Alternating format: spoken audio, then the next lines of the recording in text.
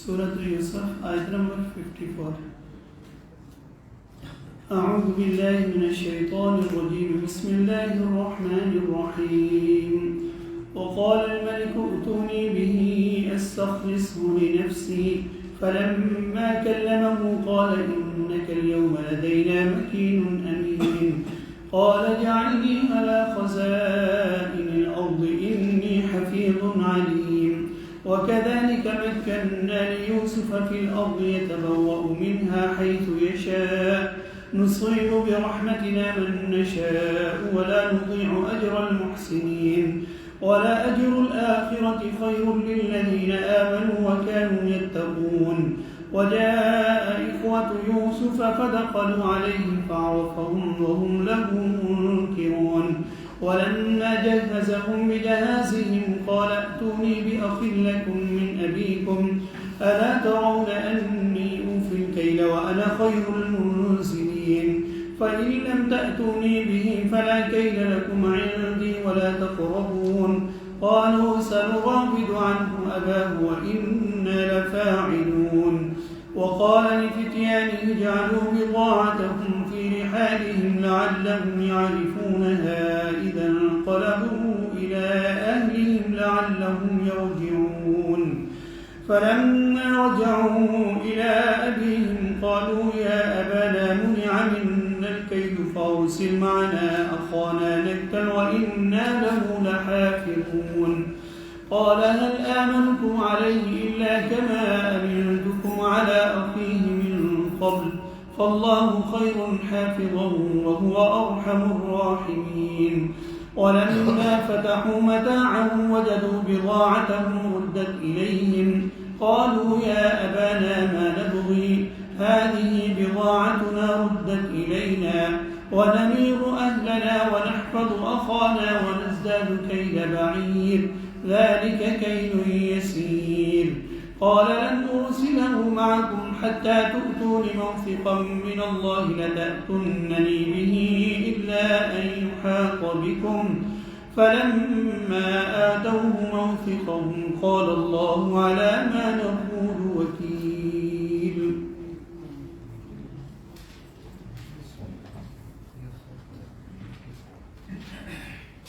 اعوذ باللہ من الشیطان الرجیم بسم اللہ الرحمن الرحیم. اور بادشاہ نے کہا کہ اسے میرے پاس لاؤ، میں خاص اپنے لیے اسے رکھنا چاہتا ہوں.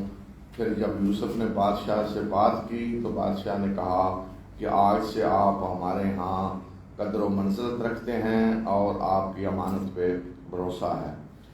یوسف نے کہا کہ زمین کے خزانے میرے حوالے کر دیں، بے شک میں حفاظت کرنے والا بھی ہوں اور جاننے والا بھی ہوں.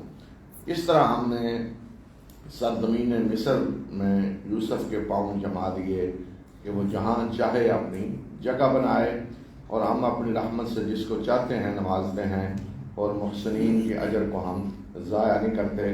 اور اجر کا آخرت کا اجر بہتر ہے ان لوگوں کے لیے جو ایمان لائے اور جو ڈر کر زندگی گزارتے رہے. تو پہلے تو بادشاہ نے جب کہا انہیں میرے پاس لائیں تو یوسف نے انکار کر دیا. اب جب یہ معاملہ بالکل واضح ہو گیا، عورتوں نے اعتراف کر لیا، عزیز مصر کی بیوی نے، تو دوبارہ بادشاہ نے پھر اپنا نمائندہ بھیجا اور کہا کہ انہیں میرے پاس لائیں اور میں خاص اپنے لیے انہیں رکھنا چاہتا ہوں، اپنا خاص مشیر، معاون خصوصی خاص بنا کے رکھنا چاہتا ہوں. پھر جب حضرت یوسف آئے اور بادشاہ سے ملاقات ہوئی، میٹنگ ہوئی، تو پھر بادشاہ نے کہا کہ آج سے آپ ہمارے ہاں قدر و منزلت رکھنے والے ہیں، آپ کا مقام ہے ہمارے ہاں، قدر و منزلت ہے اور آپ کی امانت پہ ہمیں بھروسہ ہے. جب وہ پوری پیچھے تاریخ ساری اسے معلوم ہوئی، حضرت یوسف کا سارا کردار، اخلاق، معاملات سارے تو اس نے کہا سے آپ قدر و منزلت رکھتے ہیں ہمارے ہاں اور ہم آپ کی امانت پہ بھروسہ ہے. تو حضرت یوسف نے کہا کہ زمین کے خزانے میرے حوالے کر دیں، یعنی مالی معاملات سارے، زراعت معاملات سب کچھ میرے حوالے کر دیں. میں جاننے والا بھی ہوں اور حفاظت بھی کرنے والا ہوں، جاننے والا بھی. تو مصر میں بادشاہ تھا اصل، تو بادشاہ کے نیچے جیسے عزیز جسے کہا جاتا ہے عزیز مصر، وہ گویا کہ وزیر اعظم تھا. تو حضرت یوسف نے یہ نہیں کہا کہ مجھے بادشاہ بنا دے، بادشاہ تو وہی رہا. تو حضرت یوسف نے کہا کہ خزانے میرے حوالے کر دیں، یعنی مالی معاملات، معیشت، خزانہ، یہ سب کچھ. لیکن بعد میں ظاہر یہ ہوتا ہے کہ بادشاہ نے سارا کچھ ہی حضرت یوسف ہی کے حوالے کر دیا، سارے معاملات ان کے سپرد کر دیے. بادشاہ نے کہا کہ صرف مہر میری لگے گی، یعنی جیسے ہوتا ہے نا ایک ایسی حکومت کے جس میں بادشاہ یعنی دستوری بادشاہ جیسے ہوتی ہے. تو بادشاہ نے کہا کہ مہر میری لگے گی، باقی آپ آزاد ہیں، سارے معاملات آپ کے حوالے ہیں، جو آپ کرنا چاہتے ہیں کریں. تو یہاں حضرت یوسف نے اقتدار طلب کیا، اجعلنی علی خزائن الارض، میرے حوالے کریں یہ سارے معاملات، کیونکہ میں جاننے والا ہوں اور حفاظت بھی کرنے والا ہوں. یہ دو صلاحیتیں ہیں اصل، یعنی جس منصب پہ حضرت یوسف کو بٹھایا گیا، جو حضرت یوسف کا منصب تھا، تو اس کا میرٹ یہ ہے آدمی حفیظ بھی ہو اور علیم بھی ہو. سورہ قصص میں حضرت موسیٰ کا جو واقعہ ہے، جب وہ مدین میں گئے ہیں تو حضرت شعیب کی بیٹیوں کو، جانوروں کو جب انہوں نے پانی پلایا اور پھر انہوں نے جا کے ان کے بارے میں رپورٹ دی، پھر ان کے والد نے انہیں کہا کہ گھر بلا لائیں. تو وہاں ان کے والد کو، بیٹی اپنے والد کو کہتی ہیں یا ابت استاجرہ ان خیر من استاجرت القوی الامین، کہ ابا جان انہیں موسیٰ کے بارے میں کہتے ہیں ابا جان انہیں نوکر رکھ لیں، بے شک بہترین نوکر جو آپ رکھیں وہ ہونا چاہیے جو قوی ہو اور امانت دار ہو، طاقتور ہو اور امانت دار ہو. اب یہاں حضرت یوسف کہہ رہے ہیں کہ میرے حوالے کریں سارے، کیونکہ میں حفیظ ہوں اور علیم ہوں. اب دیکھیں وہاں کس کام کے لیے رکھنا تھا انہوں نے؟ بکریاں چرانے کے لیے. بکریاں چرانے کے لیے تو طاقتور آدمی چاہیے نا، قوی. اور دوسرا یہ امانت دار چاہیے، یہ نہ ہو کہ جی بکریاں آج اتنی بھیڑیاں کھا گیا، وہ روزانہ 2-4 بھیڑیاں کھلاتے ختم. تو امانت دار ہونا چاہیے اور طاقتور ہونا چاہیے. لیکن یہاں جس منصب پہ حضرت یوسف ہیں، یہاں قوی نہیں چاہیے، وہاں مزدوری تھی، اس لیے طاقتور آدمی چاہیے. یہاں قوی نہیں، قوی کے مقابلے میں یہاں کیا ہے؟ علیم، جاننے والا، یعنی علم ہے جس کے پاس. پروفیشنل آدمی چاہیے، یہاں مزدور نہیں ہے، علم رکھنے والا جو جانتا ہو مینج کیسے کرنا ہے، معیشت کو جانتا ہو، سارے معاملات کو. اور امین کی جگہ، قوی کی جگہ آ گیا علیم، اور امین کی جگہ یہاں حفیظ ہے. فرق کیا ہے امین اور حفیظ میں؟ کہ ایک شخص خود ذاتی طور پہ امانت دار ہوتا ہے، بڑا ایماندار آدمی، کوئی گڑبڑ نہیں کرتا، لیکن وہ حفاظت نہیں کر سکتا، مال کی، خزانے کی حفاظت نہیں کر سکتا. اتنا طاقتور نہیں ہوتا کہ دوسرے لوگوں کو کھانے سے روک دے، دوسرے لوگوں کو لوٹ مار کرنے سے روک سکے. ذاتی طور پہ ایماندار. کئی واقعات ہوتے ہیں جی بڑا جانبدار آدمی، بڑا ایماندار، لیکن وہ لوٹ مار کرنے والے لوٹ مار کرتے ہیں، وہ ایماندار صاحب بیٹھے ہوتے ہیں، کچھ نہیں کر سکتے، روک نہیں سکتے. اس لیے یوسف نے کہا کہ میں حفیظ ہوں، حفاظت بھی کر سکتا ہوں سارے معاملات کی، اور میں جانتا بھی ہوں. تو اس طرح کے اگر کسی مومن میں یہ صلاحیت ہے تو وہ آگے بڑھ کے بے شک کہے حکومت مجھے دیں، معاملات میرے حوالے کریں، میں چلا سکتا ہوں، بالکل چلا کے دکھاؤں گا. تو اس طرح اللہ تعالیٰ فرما رہے ہیں کہ ہم نے یوسف کے لیے سرزمین مصر میں اقتدار کی راہ ہموار کر دی. اس طرح کر دی کہ یتبوأ منہا حیث یشاء، جہاں چاہے اپنی جگہ بنائے. گویا کہ سارے معاملات انہی کے ہاتھ میں تھے. اور یہ تو ہے دنیا میں کہ ہم جس کو ہم محسنین کے اجر کو ضائع نہیں کرتے، یعنی جو بہترین عمل کرنے والا ہے تو اس کے اجر کو ہم دنیا میں بھی ضائع نہیں کرتے، دنیا میں بھی کامیابی ملتی ہے. اور پھر آخرت کا اجر الگ ہے، ولا اجر الآخرت خیر، آخرت کا اجر بہتر ہے کن کے لیے؟ جو ایمان لائے اور نیک اعمال کیے. ایک ہے دنیا، وہ اللہ محسنین کو وہ بھی دیتا ہے جو بہترین طریقے سے کام کرتے ہیں کہ جس طرح کہ ہونا چاہیے میرٹ پہ کام کرتے ہیں تو ملتی ہے. وہ مسلمان ہو کافر ہو سب کو اللہ تعالیٰ دیتا ہے. پھر ایک آخرت کا اجر ہے وہ اللہ تعالیٰ نے مومنوں اور متقی لوگوں کے لیے رکھا ہے. اب یہ واقعات سارے جو بتائے ہیں، حضرت یوسف نے اقتدار سنبھال لیا ہے اور خواب کی تعبیر بھی انہوں نے بتا دی کہ 7 سال تک مسلسل تم کھیتی باڑی کرو گے، یہ بہترین فصلیں ہوں گی اور اس میں سٹور کرو گے اگلے 7 سالوں کے لیے. پھر ایک سال آئے گا آگے جس میں پھر عدالت سے ہوگی، لوگوں کی بادشاہی ہوگی. تو پہلا 7 سالہ دور گزر گیا جس میں بہترین کھیتی باڑی ہوئی، اس میں غلہ یہاں محفوظ کر لیا گیا اور ارد گرد کے سارے علاقوں میں 7 سال بعد قحط پڑ گیا. اور مصر میں بھی، اب مصر میں غلہ محفوظ ہے، سٹاک کر لیا گیا ہے، باقی علاقوں میں نہیں ہے. تو باقی علاقوں میں اور مصر میں قحط ہے. تو حضرت یوسف نے، ظاہر یہ ہوتا ہے کہ تمام ارد گرد کے علاقوں کو بھی اجازت دے دی کہ وہ مصر سے آ کر غلہ لے سکتے ہیں اور اپنے لوگوں کے لیے بھی باقاعدہ ایک نظام بنا دیا. جس طرح ہوتا ہے جی کوٹا مقرر کر دیا کہ مصر کے لوگوں کو بھی غلہ کس بنیاد پہ ملے گا، جتنے فیملی کے افراد ہیں، اور باہر کے لوگ جو ہیں آئیں گے تو ان کو بھی ایک کوٹے کے مطابق ملے گا. تو یہ 7 سال گزر گئے، قحط شروع ہوا اور اس قحط میں جب مصر ہی سے غلہ مل رہا تھا تو ارد گرد کے سب لوگ غلہ لینے مصر آ رہے تھے. تو اب اس کے 7 سال بعد حضرت یوسف کے بھائی بھی غلہ لینے مصر آئے، عام روٹین کے مطابق جس طرح کے لوگ آ رہے تھے. لیکن ظاہر ہے حضرت یوسف کو انتظار تو ہوگا کہ سب لوگ جب آ رہے ہیں تو میرے بھائی بھی آئیں گے. تو ممکن ہے کہ انہوں نے کوئی انتظام کیا ہو، لوگوں کو کہہ دیا ہو کہ اگر کنعان سے کوئی لوگ آئیں تو مجھ سے انہیں ملانا. اور یہ بھی ممکن ہے کہ جو بھی باہر سے غلہ لینے آتے ہوں حضرت یوسف ہی اس کی منظوری دیتے ہوں، سب لوگ حضرت یوسف ہی سے پہلے ملتے ہوں، پھر اجازت ملتی ہو. اور یہ بھی ممکن ہے کہ انہوں نے اپنے بھائیوں کے لیے خاص انتظام کیا ہو کہ کنعان والے آئیں تو انہیں مجھ سے ملانا. تو بھائی آئے، حضرت یوسف کے سامنے پیش ہوئے. حضرت یوسف نے تو پہچان لیا مگر وہ نہ پہچان سکے. بچے تھے ابھی 9-10 سال کے جب کنویں میں پھینکا تھا، تو اب طویل عرصہ گزر چکا تھا. کم از کم حضرت یوسف کی عمر کوئی 40 سے تو اوپر ہی ہوگی، 45-50 کے قریب، اس طرح 45 کم از کم عمر جتنا عرصہ گزرا. تب اس دوران زندگی کے اندر بڑی تبدیلی آ جاتی ہے. لیکن حضرت یوسف نے تو فوراً پہچان لیا، تو وہ نہ پہچان سکے. اس کی وجہ یہ ہے کہ وہ تصور بھی نہیں کر سکتے تھے کہ جس بھائی کو کنویں میں پھینکا تھا آج وہ مصر کے اقتدار میں ہم بیٹھا ہوئے تھے، صبر میں بھی نہیں تھا. ظاہر یہ ہوتا ہے ان کی اگلی گفتگو سے کہ انہیں شک ہوتا تھا تھوڑا تھوڑا. ممکن ہے آپس میں جب بیٹھتے ہوں تو کہتے ہوں اس کی فلاں عادت یوسف کی طرح ہے، فلاں ہے، مسکراتا یوسف کی طرح ہے، بات ایسے، فلاں چیز ایسے، شک ہوتا ہو. لیکن ظاہر تصور میں بھی نہیں تھا.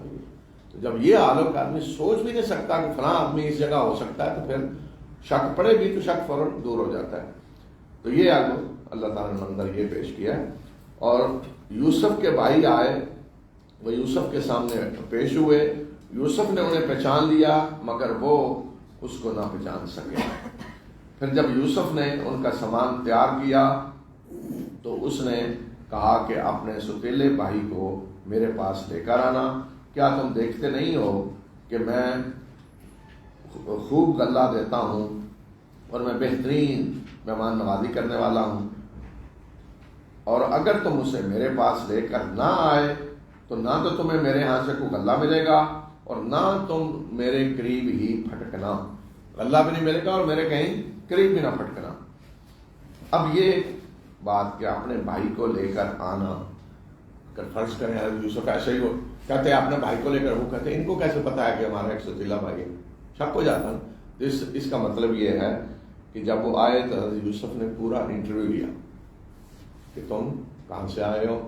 جانتے تھے لیکن ظاہر تو معلومات لی ہوں گی، کہاں سے آئے ہو، کون ہو. اچھا جی ہمارے باپ ہیں، بوڑھے ہیں، بھائی کتنے ہو، اتنے ہیں، اور کتنے دوسرا ایک بھائی ہمارا ستیلا ہے وہ ساتھ نہیں آیا، ہم آئے ہیں سارے، تو وہ ساتھ کیوں نہیں آیا؟ وجہ یہ ہے باپ بوڑھے ہیں، اور ایک ممکن ہے یہ بھی بتایا ہوگا ایسا پہلے حادثہ ہو گیا ہمارا ایک بھائی کے ساتھ، اب باپ اعتماد نہیں کرتے، انہوں نے نہیں بھیجا، یہ سارا کچھ بتایا ہوگا۔ اس لیے حضرت یوسف نے کہا نا کہ اپنے پہلے بھائی کو، یعنی جس بھائی کا تم نے ذکر کیا ہے اس کو بھی ساتھ لے کر آنا، اور اگر ساتھ لے کر نہیں آؤ گے تو اس کا مطلب تم نے جھوٹ بولا ہے، تو اگر جھوٹے ہو تو پھر میرے قریب نہ پھٹکنا ہو۔ یہ بھی ممکن ہے کہ غلہ کوٹے کی بنیاد پہ ملتا ہو، جتنے گھر کے افراد ہیں، تو انہوں نے کہا ہو ہمارا ایک اور بھائی بھی ہے جو یہاں نہیں آیا، تو یوسف نے کہا آئندہ لے کر آنا تب غلہ ملے گا۔ انہوں نے کہا کہ ہم اپنے باپ کو بھائی کے بارے میں راضی کرنے کی کوشش کریں گے، اور بے شک یہ کام ہم ضرور کریں گے۔ انہوں نے کہا جی ابا جان کو راضی کریں گے، اگر وہ راضی ہو گئے تو لے آئیں گے۔ اور یوسف نے اپنے غلاموں سے کہا کہ انہوں نے غلے کے بدلے میں جو سامان دیا ہے وہ ان کے سامان میں رکھ دو، شاید کہ یہ گھر جا کر اس کو پہچان لیں، اور شاید جب یہ اپنے گھر والوں کے پاس جائیں تو اس کو پہچان لیں، تاکہ یہ واپس پلٹ کر آئیں۔ جو ان نے بدلے میں کوئی کرنسی دی تھی یا سامان دیا تھا غلہ لینے کے لیے، حضرت یوسف نے کہا اپنے غلاموں کو کہ ان کے سامان میں واپس رکھ دو، چوری چوری رکھ دو، انہیں نہ پتہ چلے، جب گھر جائیں تو کھول لیں تو پتہ چلے کہ ہم نے جو پیسے دیے، جو بھی سامان غلے کے لیے دیا تو وہ واپس دے دیا گیا، تاکہ واپس آئیں۔ حضرت یوسف کہتے تھے واپس آئیں، کہیں یہ نہ ہو کہ کہیں گے ہمارے پاس تو غلہ خریدنے کے لیے پیسہ ہی نہیں ہے تو واپس ہی نہ آئیں یا ڈر جائیں۔ پھر جب وہ اپنے باپ کے پاس واپس پلٹے تو انہوں نے کہا کہ ابا جان ہمیں غلہ دینے سے منع کر دیا گیا ہے، بس ہمارے ساتھ ہمارے بھائی کو بھیجیں، ہم غلہ لے کر آئیں گے اور بھائی کی حفاظت بھی کریں گے۔ جاتے ہی سب سے پہلی خبر جو انہوں نے سنائی وہ کہا جی آئندہ غلہ ہمیں دینے سے منع کر دیا گیا جب تک ہم اپنے بھائی کو نہیں لے کر جائیں گے، تو لہذا بھائی کو بھیجیں تاکہ ہم غلہ لے کر آئیں اور بھائی کی حفاظت بھی کریں گے۔ سامان وان کھولنے سے پہلے ہی جاتے ہی یہ خبر دی۔ یعقوب نے کہا کہ کیا میں تم پر اسی طرح کا اعتماد کروں جس طرح کا اعتماد میں تم پہ پہلے اس کے بھائی کے بارے میں کر چکا ہوں؟ اللہ بہترین حفاظت کرنے والا ہے اور وہ سب سے زیادہ رحم کرنے والا ہے۔ حفاظت تو اللہ ہی کرنے والا ہے، لیکن تمہارے جو کرتوت ہیں وہ تو میں نے دیکھے ہوئے ہیں، تو کیا دوبارہ اسی طرح اعتماد کروں جس طرح پہلے اس کے بھائی کے بارے میں کر چکا ہوں؟ پھر جب انہوں نے اپنے سامان کو کھولا تو انہوں نے دیکھا کہ ان کی پونجی واپس لوٹا دی گئی ہے۔ اب یہ بات تو جاتے ہی کہی نا، پھر جب اپنا سامان کھولا تو پتہ چلا جو پیسے یا جو چیز دی تھی غلے کے بدلے وہ واپس لوٹا دی گئی ہے۔ تو فوراً پکار اٹھے کہ اے ابا جان ہمیں اور کیا چاہیے، یہ دیکھیں ہماری پونجی واپس لوٹا دی گئی ہے اور ہم جائیں گے اپنے اہل و عیال کے لیے غلہ لے کر آئیں گے، اپنے بھائی کی حفاظت بھی کریں گے، اور ایک بار شتر مزید غلہ ہمیں ملے گا، اور اتنا غلہ لینا تو آسان ہے، یعنی مزید غلہ ملے گا جب بنیامین کو لے کر جائیں گے۔ یعقوب نے کہا کہ میں اسے قطعاً تمہارے ساتھ نہیں بھیجوں گا جب تک تم مجھے اللہ کے نام کا پختہ عہد نہ دو کہ تم اسے ضرور لے کر آؤ گے، الا یہ کہ کہیں تم گر جاؤ، کوئی آفت آ جائے تو وہ الگ بات ہے، ورنہ پختہ عہد دو کہ تم اس کو بنیامین کو لے کر آؤ گے۔ پھر جب انہوں نے یعقوب کو پختہ عہد دے دیا تو یعقوب نے کہا کہ جو کچھ ہم کہہ رہے ہیں اللہ اس پہ نگران ہے، جو کچھ کہہ رہے ہو اللہ نگران ہے، اللہ وکیل ہے، جو کچھ تم کہہ رہے ہو اب اس پہ عمل کرنا ہے، یعنی یہ معاہدہ جو ہو رہا ہے، جو عہد تم کر رہے ہو اللہ کی نگرانی میں ہو رہا ہے۔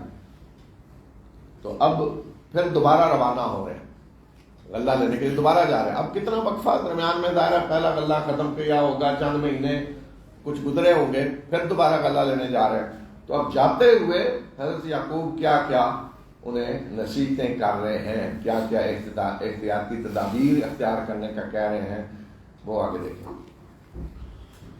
وقال يا بني لا تدخلوا من باب واحد وادخلوا من أبواب متفرقة وما أغني عنكم من الله من شيء إن الحكم إلا لله عليه توكلت عليه فليتوكل المتوكلون ولما دخلوا من حيث أمرهم أبوهم ما كان يغني عنهم من الله من شيء إلا حاجة في نفس يعقوب قضاها وإنه لذو علم لما علمناه ولكن أكثر الناس لا يعلمون. ولما دخلوا على يوسف آوى إليه أخاه قال إني أنا أخوك فلا تبتئس بما كانوا يعملون. فلما جهزهم بجهازهم جعل السقاية في رحل أخيه ثم أذن مؤذن أيتها العير إنكم لسارقون. قالوا وأقبلوا عليهم ماذا تفقدون؟ قالوا نفقد صواع الملك ولمن جاء به حمل بعير وأنا به زعيم. قالوا تالله لقد علمتم ما جئنا لنفسد في الأرض وما كنا سارقين. قالوا فما جزاؤه إن كنتم كاذبين؟ قالوا جزاؤه من وجد في رحله فهو جزاؤه كذلك نجزي الظالمين. فبدأ بأوعيتهم قبل وعاء أخيه ثم استخرجها من وعاء أخيه كذلك كدنا ليوسف ما كان ليأخذ أخاه في دين الملك إلا أن يشاء الله نرفع درجات من نشاء وفوق كل ذي علم عليم. قالوا إن يسرق فقد سرق أخ له من قبل فأسرها يوسف في نفسه ولم يبدها لهم. قال أنتم شر مكانا والله أعلم بما تصرفون. قالوا يا أيها العزيز إن له أبا شيخا كبيرا فخذ أحدنا مكانه إنا نراك من المحسنين. قال معاذ الله أن نأخذ إلا من وجدنا متاعنا عنده إنا إذا لظالمون. فلما استيئسوا منه خلصوا نجيا. قال كبيرهم ألم تعلموا أن أباكم قد أخذ عليكم موثقا من الله ومن قبل ما فرطتم في يوسف فلن أبرح الأرض حتى يأذن لي أبي أو يحكم الله لي وهو خير الحاكمين. ارجعوا إلى أبيكم فقولوا يا أبانا إن ابنك سرق وما شهدنا إلا بما علمنا وما كنا للغيب حافظين. واسأل القرية التي كنا فيها والعير التي يقبلنا فيها وإنا لصادقون. قال بل سولت لكم أنفسكم أمرا فصبر جميل عسى الله أن يأتيني بهم جميعا إنه هو العليم الحكيم. وتولى عنهم وقال يا أسفا على يوسف وابيضت عيناه من الحزن فهو كظيم. قالوا تالله تفتأ تذكر يوسف حتى تكون حرضا أو تكون من الهالكين. قال إنما أشكو بثي وحزني إلى الله وأعلم من الله ما لا تعلمون. يا بني اذهبوا فتحسسوا من يوسف وأخيه ولا تيأسوا من روح الله إنه لا ييأس من روح الله إلا القوم الكافرون.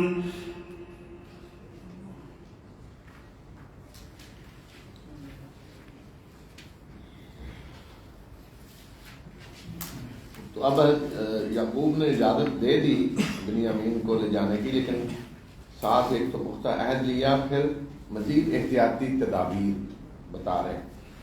और याकूब ने कहा कि ऐ मेरे बच्चों,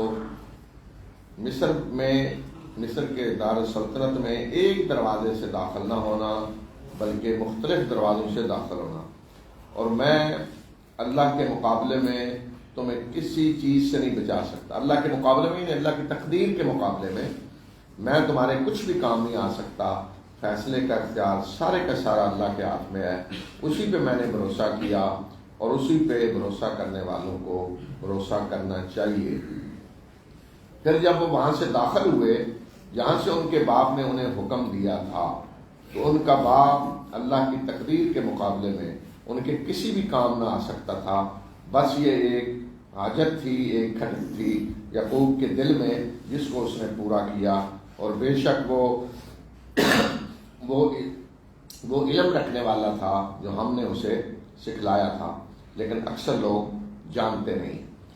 تو یہ احتیاطی تدابیر، یعقوب نے کہا بچوں ایک دروازے سے داخل نہ ہونا، مختلف دروازے سے داخل ہونا۔ اب یہ کہ کس وجہ سے یعقوب نے کہا، ان کے ذہن میں کوئی ایسی چیز تھی، لیکن اللہ تعالیٰ نے فرمایا کہ اللہ کی تقدیر کے مقابلے میں یہ تدبیر کسی کام نہیں آ سکتی تھی۔ اگر اللہ کی طرف سے کچھ ہونے والا ہے تو یہ تدبیر کسی کام نہیں آ سکتی۔ پھر وہیں سے داخل ہوئے جیسے باپ نے کہا تھا۔ پھر اللہ تعالیٰ نے فرمایا کہ ان کے باپ نے جو کچھ کہا تھا، تو یہ تدبیر انہیں اللہ کی تقدیر سے نہیں بچا سکتی تھی۔ ہماری یعقوب کے دل میں ایک تھی کھٹک جو باپ کو کے ذہن میں ہوتی ہے۔ مثلا کوئی بچہ باہر جا رہا ہے، باپ کہتا ہے جی سڑک خیال سے پار کرنا، سڑک کے دائیں طرف چلنا، فلاں چیز کا خیال رکھنا، فلاں۔ اسی طرح یعقوب انہیں یہ تدابیر بتا رہے تھے۔ تو تدبیر اختیار کرنا صحیح ہے، ہونا چاہیے بالکل، لیکن تقدیر میں جو کچھ ہونے والا ہے اس پہ ایمان ہونا چاہیے۔ آدمی اپنی طرف سے جو کچھ کر سکتا ہے وہ کرے، اور اس کے بعد معاملہ اللہ کے سپرد کر دے۔ یہ ہے توازن تقدیر اور تدبیر میں۔ تو اللہ تعالیٰ فرما رہے ہیں کہ یعقوب کو وہ علم حاصل تھا جو ہم نے اسے دیا تھا، اس لیے اس نے تدبیر بتا کے ساتھ یہ بھی کہہ دیا کہ اللہ کی تقدیر کے مقابلے میں تمہارے کام نہیں آ سکتا۔ میں نے تدبیر بتا دی، لیکن اللہ کی طرف سے اگر کوئی ہونے والا ہے تو میں کچھ نہیں کر سکتا اس کے لیے۔ یہ ہے توازن۔ اور بعض لوگ ہیں وہ تدبیر ہی کو سب کچھ سمجھ لیتے ہیں، وہ کہتے ہیں چونکہ جی ہم نے یہ تدابیر اختیار کر رکھے، زیادہ کچھ بھی نہیں ہو سکتا۔ تدبیر کے بارے میں غلو اتنا۔ اور کچھ دوسرے ہیں وہ کہتے ہیں تدبیر کی ضرورت ہی نہیں ہے، جو اللہ نے کرنا ہے ہو جائے گا، سنتے ہیں نا، بس یہ جو ہونا ہے ہو جائے گا، جو اللہ کی طرف سے ہونا ہے وہ کرے گا، چھوڑے احتیاطی تدابیر کیا۔ تو یہ بھی غلط ہے۔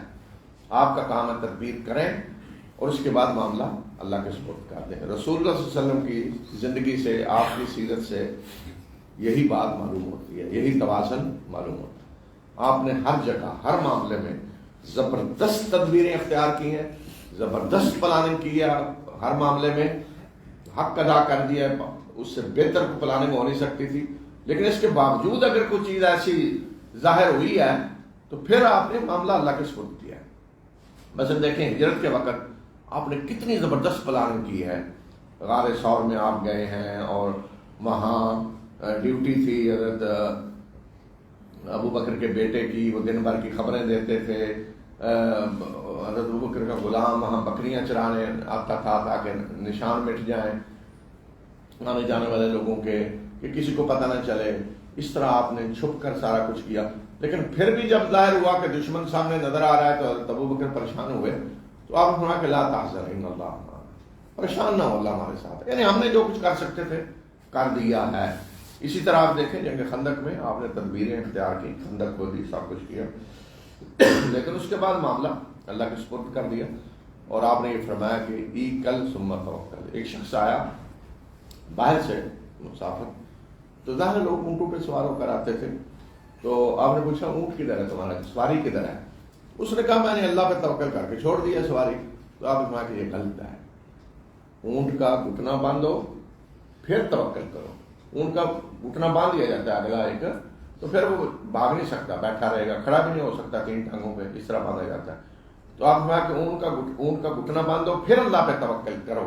یہ توکل نہیں ہے کہ تم اونٹ کو کھلا چھوڑائے ہو اور اس کے بعد یہ اللہ پہ توکل کیا ہے میں نے، آپ نے فرمایا کہ یہ غلط ہے۔ تو یہ ہے تدبیر اور تقدیر کے اندر توازن جو حضرت یعقوب نے بتایا، اور اللہ تعالیٰ نے بھی اسی کی تائید کی کہ یعقوب نے جو کچھ کیا وہ بالکل صحیح تھا۔ پھر جب وہ یوسف کے سامنے پیش ہوئے تو یوسف نے اپنے بھائی کو خاص اپنے پاس جگہ دی اور اسے بتا دیا کہ میں تمہارا بھائی ہوں، یہ لوگ جو کچھ کرتے رہے ہیں اس پہ آپ کو رنجیدہ ہونے کی ضرورت ہے، جو ہو گیا اب ختم، اب آئندہ کو مشکل نہیں، میں آپ کا بھائی ہوں۔ پھر جب یوسف نے ان کا سامان تیار کروایا تو ایک پیالہ ان کے اپنے بھائی کے سامان میں رکھ دیا، اور پھر ایک پکارنے والے نے پکارا اے لشکر والو تم چور ہو۔ انہوں نے پلٹ کر پوچھا کہ تمہاری کیا چیز چوری ہوئی ہے؟ تو انہوں نے کہا، یوسف کے کرندوں نے کہا کہ بادشاہ کا پیمانہ چوری ہو گیا ہے۔ اور جو اسے لے کر آئے گا اسے ایک بار شتر انعام دیا، یعنی ایک بار شتر غلہ انعام دیا جائے گا، اور پکارنے والے نے کہا کہ میں اس کا ذمہ دار ہوں، میں دوں گا، یہ جو لے کر آئے گا اس کو یہ انعام ملے گا۔ تو پہلے سقایا کہا ہے، یعنی پیالہ جس میں پانی پیا جاتا ہے، پھر سوا کہا ہے، اس کا مطلب ہے کہ وہ پیالہ تھا کوئی جس کو پیمانہ بنا دیا گیا تھا، جس سے غلہ ناپ کر دیا جا رہا تھا۔ تو یہ تدبیر حضرت یوسف نے کی تاکہ بنیامین کو اپنے پاس رکھ سکیں۔ تو یوسف کے بھائیوں نے کہا کہ اللہ کی قسم تم لوگوں کو پتہ ہے کہ ہم یہاں زمین میں فساد پھیلانے نہیں آئے، اور نہ ہی ہم چور ہیں، ہم کو فسادی نہیں ہے، نہ ہم چور ہیں۔ تو انہوں نے یوسف کے کارندوں نے کہا کہ اگر تم جھوٹے ہوئے تو جس کے پاس سے وہ برآمد ہوا اس کی سزا کیا ہے؟ تو یوسف کے بھائیوں نے جواب دیا اس کی سزا جس کے پاس برآمد ہو، جس کے سامان سے برآمد ہو، اس کی سزا یہ ہے کہ اسے خود ہی سزا میں رکھ لیا جائے۔ اسی طرح ہم ظالموں کو سزا دیتے ہیں، جس کے برآمد ہو اسے آپ پکڑ کے رکھ لیں بدلے میں، ہمارے ہاں یہی قانون ہے، اسی طرح ہم ظالموں کو سزا دیتے ہیں، چوروں کو۔ پھر یوسف نے اپنے بھائی کے سامان سے پہلے دوسرے بھائیوں کے سامان کی تلاشی شروع کی، اور آخر میں اس پیالے کو، اس پیمانے کو اپنے بھائی کے سامان سے نکال لیا۔ اس طرح ہم نے یوسف کو یہ تدبیر بتائی۔ بادشاہ کے قانون میں وہ اپنے بھائی کو نہیں رکھ سکتا تھا، الا یہ کہ اللہ چاہے ہم جس کے چاہتے ہیں درجات بلند کرتے ہیں، اور ہر علم والے کے اوپر ایک اور جاننے والی ہستی ہے، یعنی جتنا بھی کوئی علم رکھتا ہے اوپر اللہ کی ذات ہے جو علیم ہے۔ تو یہ تدبیر حضرت یوسف نے کی تاکہ بھائی کو رکھ لے، بنیامین کو اپنے پاس رکھ لے۔ ویسے تو نہیں کہہ سکتے تھے نا میں نے اسے رکھنا ہے، کیوں رکھنا ہے جی، اور اپنا آپ ابھی وہ ظاہر نہیں کرنا چاہتے تھے، ابھی اللہ کی طرف سے اجازت نہیں تھی، ابھی حضرت یعقوب کی آزمائش مزید باقی تھی، امتحان ہو رہا تھا، بھائیوں کا بھی ابھی امتحان اور ہونا تھا۔ تو اس لیے حضرت یوسف کو ابھی یہ اجازت نہیں تھی وہ سب بھائیوں کے سامنے اپنا آپ کھول دیں، بتا دیں کہ میں یوسف ہوں۔ تو اب اگر کہتے میں نے رکھنا ہے آپ کے بھائی کو ادھر رکھنا ہے، تو سوال یہ کہ کیوں رکھنا ہے جی، وجہ کیا ہے؟ تو نہیں رکھ سکتے تھے۔ تو یہ ایک تدبیر انہوں نے کی، بھائی کو بتا دیا کہ آپ پریشان نہ ہوں، یہ سارا کچھ ہم نے کرنا ہے، اور اس وجہ سے بھائی کو رکھ لیا اپنے پاس۔ یوسف کے بھائیوں نے کہا کہ اگر اس نے، یعنی بنیامین نے چوری کی ہے تو پہلے اس کا بھائی بھی چوری کا، اس کا ایک بھائی بھی چوری کر چکا ہے، یوسف کی طرف اشارہ کر۔ یوسف اپنے دل ہی میں اس بات کو پی گیا، اور اس کے سامنے، ان کے سامنے اس نے ظاہر نہیں ہونے دی بات، اور دل ہی دل میں کہا کہ تم بڑے برے لوگ ہو، اور اللہ جانتا ہے جو تم بیان کر رہے ہو، یعنی جو الزام لگا رہے ہیں مجھ پہ۔ تو انہوں نے ظاہر کرنے کی کوشش کی کہ ہم تو بڑے پاک باز ہیں، بالکل الگ ہیں، یہ اصل میں دو بھائی الگ ماں کے ہیں، تو اس کا ایک دوسرا بھائی تھا اس نے بھی چوری کی اور اب یہ بھی کر رہا ہے۔ تو اس طرح اپنے آپ کو وہ انہوں نے الگ ایک طریقے سے پیش کرنے کی کوشش کی۔ سر یوسف نے جب سنا کہ مجھ پہ الزام چوری کا لگ رہا ہے تو تکلیف ہوئی، لیکن انہوں نے ظاہر نہیں ہونے دیا، پی گئے اس بات کو۔ تاثرات چہرے کے بھی ایسے نہیں کہ ان کو پتہ چل جائے جی یہ جانتے ہیں، تو لیکن یہ دل ہی دل میں کہا کہ تم بہت برے لوگ ہو کہ کس طرح کے الزامات لگا رہے ہیں۔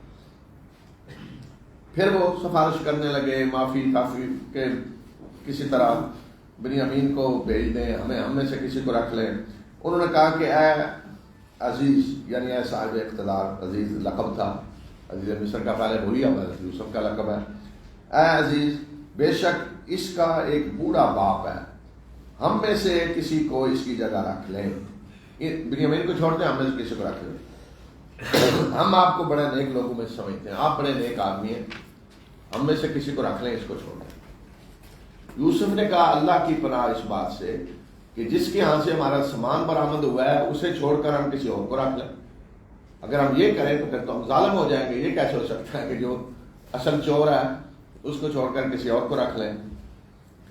پھر جب وہ یوسف کی طرف سے مایوس ہو گئے کہ اب یوسف کوئی بات ماننے کے لیے تیار نہیں ہے، کوئی صورت نہیں بنیامین کو چھڑانے کی، پھر جب وہ یوسف کی طرف سے مایوس ہو گئے تو الگ ہو کر ایک کونے میں انہوں نے مشورہ کیا، الگ جا کر آپس میں مشورہ کرنے لگے کہ کیا کریں۔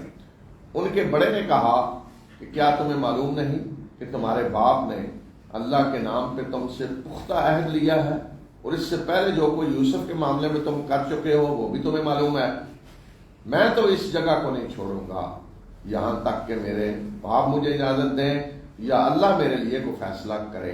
میں نہیں جاؤں گا یہاں سے، اللہ فیصلہ کرے یا ابا جان اجازت دیں، ورنہ میں تو اب باپ کو منہ نہیں دکھا سکتا جا کر، جس طرح کا عہد باپ نے لیا تو میں تو یہاں سے نہیں جاؤں گا یہاں تک کہ میرا باپ مجھے اجازت دے یا اللہ میرے لیے کوئی فیصلہ کرے، اور وہ بہترین فیصلہ کرنے والا ہے۔ تم اپنے باپ کے پاس جاؤ اور باپ کو کہو کہ اے ابا جان، بے شک آپ کے صاحبزادے نے چوری کی ہے، اور ہم جو گواہی دے رہے ہیں وہ علم کی جو اس بنیاد پہ ہے جو کچھ ہمیں معلوم ہوا ہے، ہم نے اسے چوری کرتے دیکھا نہیں ہے، اور ہم غیب کی نگرانی کرنے والے نہیں ہیں۔ یعنی ہم جو کہہ رہے ہیں اس نے چوری کیا تو ہم نے چوری کرتے نہیں دیکھا، ہمیں جو معلومات ملی ہیں اس کی بنیاد پہ ہم کہہ رہے ہیں، باقی یہ کہ غیب میں آگے پیچھے کیا ہوا ہم اس کی نگرانی کرنے والے نہیں۔ اس بستی سے پوچھ لیں جس میں ہم رہے ہیں، ان قافلے والوں سے پوچھ لیں جس قافلے میں ہم آئے ہیں، بے شک ہم سچے ہیں۔ اور اب سچے تھے، اب جو کچھ کہہ رہے تھے اب تو جھوٹ نہیں بول رہے تھے نا، اب تو سچے تھے۔ لیکن کہتے ہیں نا کہ بد سے بدنام برا، اصل برا جو ہے اس سے بھی برا کون ہوتا ہے جو بدنام ہو جائے۔ تو اب چونکہ پہلے جھوٹ بول چکے تھے اب سچ بول رہے ہیں، تو اب ان کا سچ جو ہے وہ بھی نہیں مانا جا رہا۔ اب کہہ رہے ہیں ہم سچے ہیں اور واقعتاً سچے تھے، تو کہہ رہے بے شک ہم سچے ہیں، یعنی ان کے علم میں جو کچھ آیا وہ تو یہی تھا نا کہ چوری ہوئی، اور جو اجازت یوسف نے کیا تو ڈکلیئر یہی بات ہوئی کہ بنیامین نے چوری کی ہے۔ تو اب جو کچھ وہ کہہ رہے ہیں اس میں سچے ہیں۔ یا باپ نے جواب دیا بلکہ تمہارے نفسوں نے ایک بہت بڑی چیز کو آسان بنا دیا ہے تمہارے لیے، بس میں صبر کروں گا، بہترین صبر۔ ہو سکتا ہے کہ اللہ ان سب کو میرے پاس لے آئے، عسى الله ان يأتيني بهم، ہو سکتا ہے، امید ہے کہ اللہ ان سب کو لے آئے۔ پہلے یوسف تھے، اب کون ہے؟ بڑا بیٹا بھی، یہودا نام تھا اس کا، بڑا بھی اور بنیامین، تین ہو گئے اب۔ تو یعقوب کہہ رہے ہیں کہ امید ہے، ہو سکتا ہے کہ اللہ ان سب کو میرے پاس لے آئے، بے شک وہ جاننے والا اور دانا ہے۔ یہ سمجھ رہے تھے کہ حضرت یعقوب کو جو کچھ ہم نے کہہ دیا ہے، بھیڑیا کھا گیا، اور یہ معاملہ ختم۔ اب حضرت یعقوب رو رہے ہیں پریشانی سے، آنکھیں ضائع ہو چکی ہیں، رو رو کر مسلسل رو رہے ہیں۔ حضرت یعقوب کو یقین ہے کہ یوسف زندہ ہے، اس لیے کہ خواب کی تعبیر کیا ہے کہ انہیں نبوت عطا کی جائے گی۔ جو خواب حضرت یوسف نے بتائی تو اس کی تعبیر حضرت یعقوب نے خود بتائی کہ اس کی تعبیر کیا ہے کہ آپ کو نبوت عطا کی جائے گی۔ تو یہ تو نہیں ہو سکتا اللہ نے جس کو نبوت عطا کرنی ہے وہ ختم ہو گیا، جی بھیڑیا کھا گیا یا کدھر گیا ہے، کوئی یہ تو نہیں ہو سکتا۔ یعقوب کو یقین تھا زندہ ہے یوسف، اور یہ بھی پتا تھا کہ اللہ میرا امتحان لے رہا ہے، اور سخت ترین امتحان تھا۔ دیکھیں بیٹے کی موت بہت بڑا امتحان ہے۔ ہمارے یہاں مشہور ہے نا کہ جوانی میں بیٹا کسی کا جوان فوت ہو جاتی، کمر ٹوٹ جاتی، واقعی کئی لوگوں کو دیکھا ہے، سیدھے چل نہیں سکتے، اس کے بعد یہ حال ہو جاتا ہے غم سے یہ۔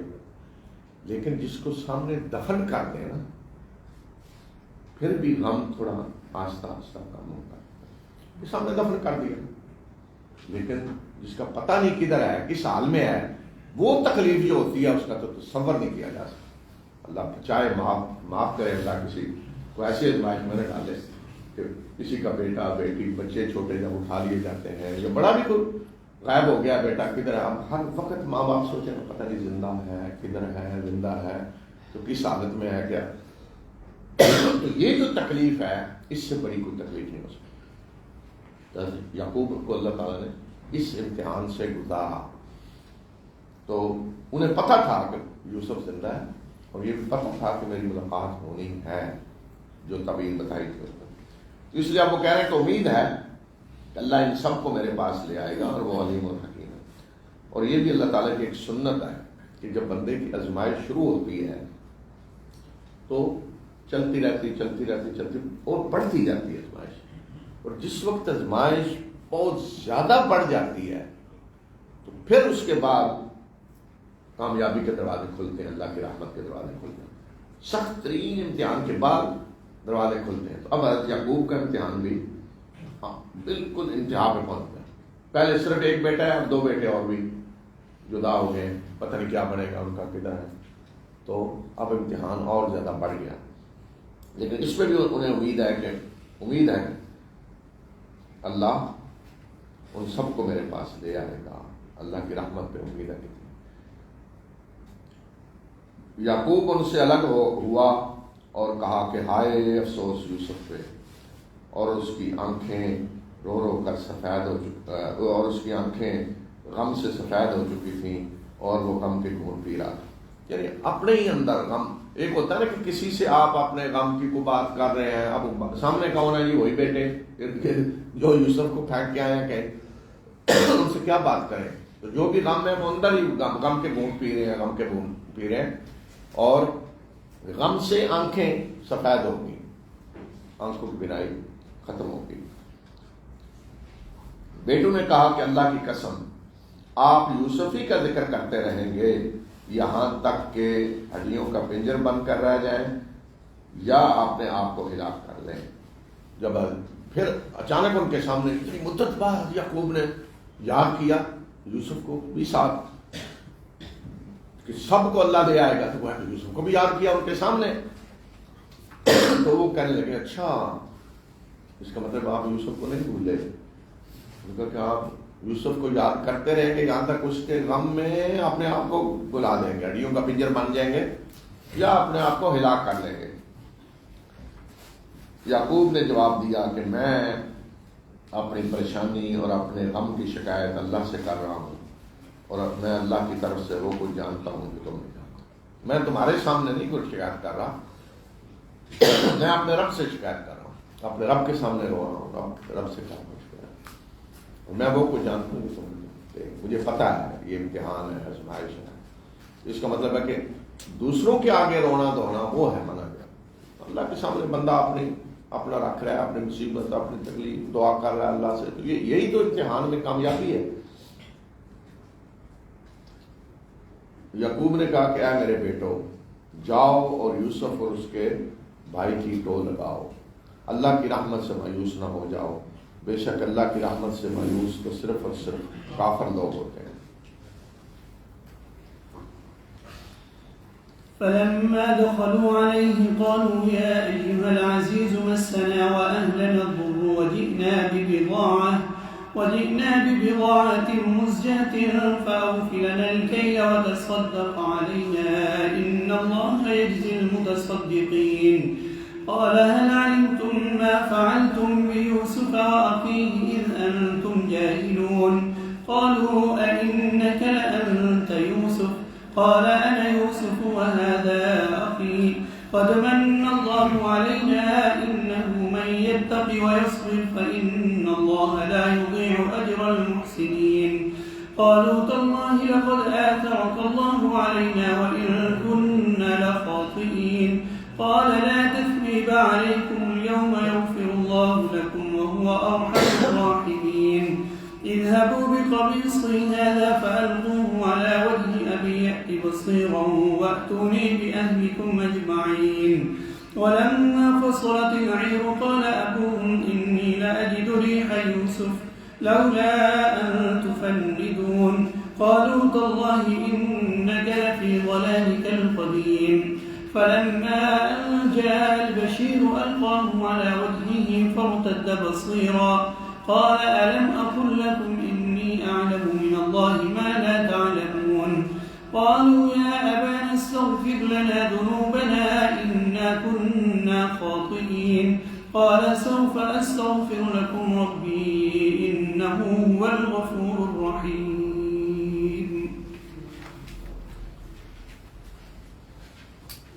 تو اب پھر بھائی جاتے ہیں غلہ لینے، تیسری دفعہ اب غلہ لینے جانے۔ پھر جب وہ یوسف کے سامنے پیش ہوئے تو انہوں نے جا کر کہا کہ اے عزیز، ہمیں اور ہم اور ہمارے اہل و عیال سخت تکلیف میں مبتلا ہیں، اور ہم کچھ چند کوڑیاں لے کر آئے ہیں، بس ہمیں بھرپور غلہ دیں اور ہم پہ صدقہ بھی کریں، بے شک اللہ صدقہ کرنے والوں کو جزا دیتا ہے۔ تو اب اس حال میں کیا ہے کہ جاتے ہی ہم تکلیف میں مبتلا ہیں اور کوئی پیسہ بنی غلہ خریدنے کے لیے کوئی چند کوڑیاں لے کر آئیں اور غلہ بھی پورا دیں اور صدقہ بھی کریں، اس طرح جب پیش ہوئے تو پھر حضرت یوسف نے اپنے آپ کو ظاہر کر دیا، گویا کہ اللہ کی طرف سے اجازت مل چکی تھی۔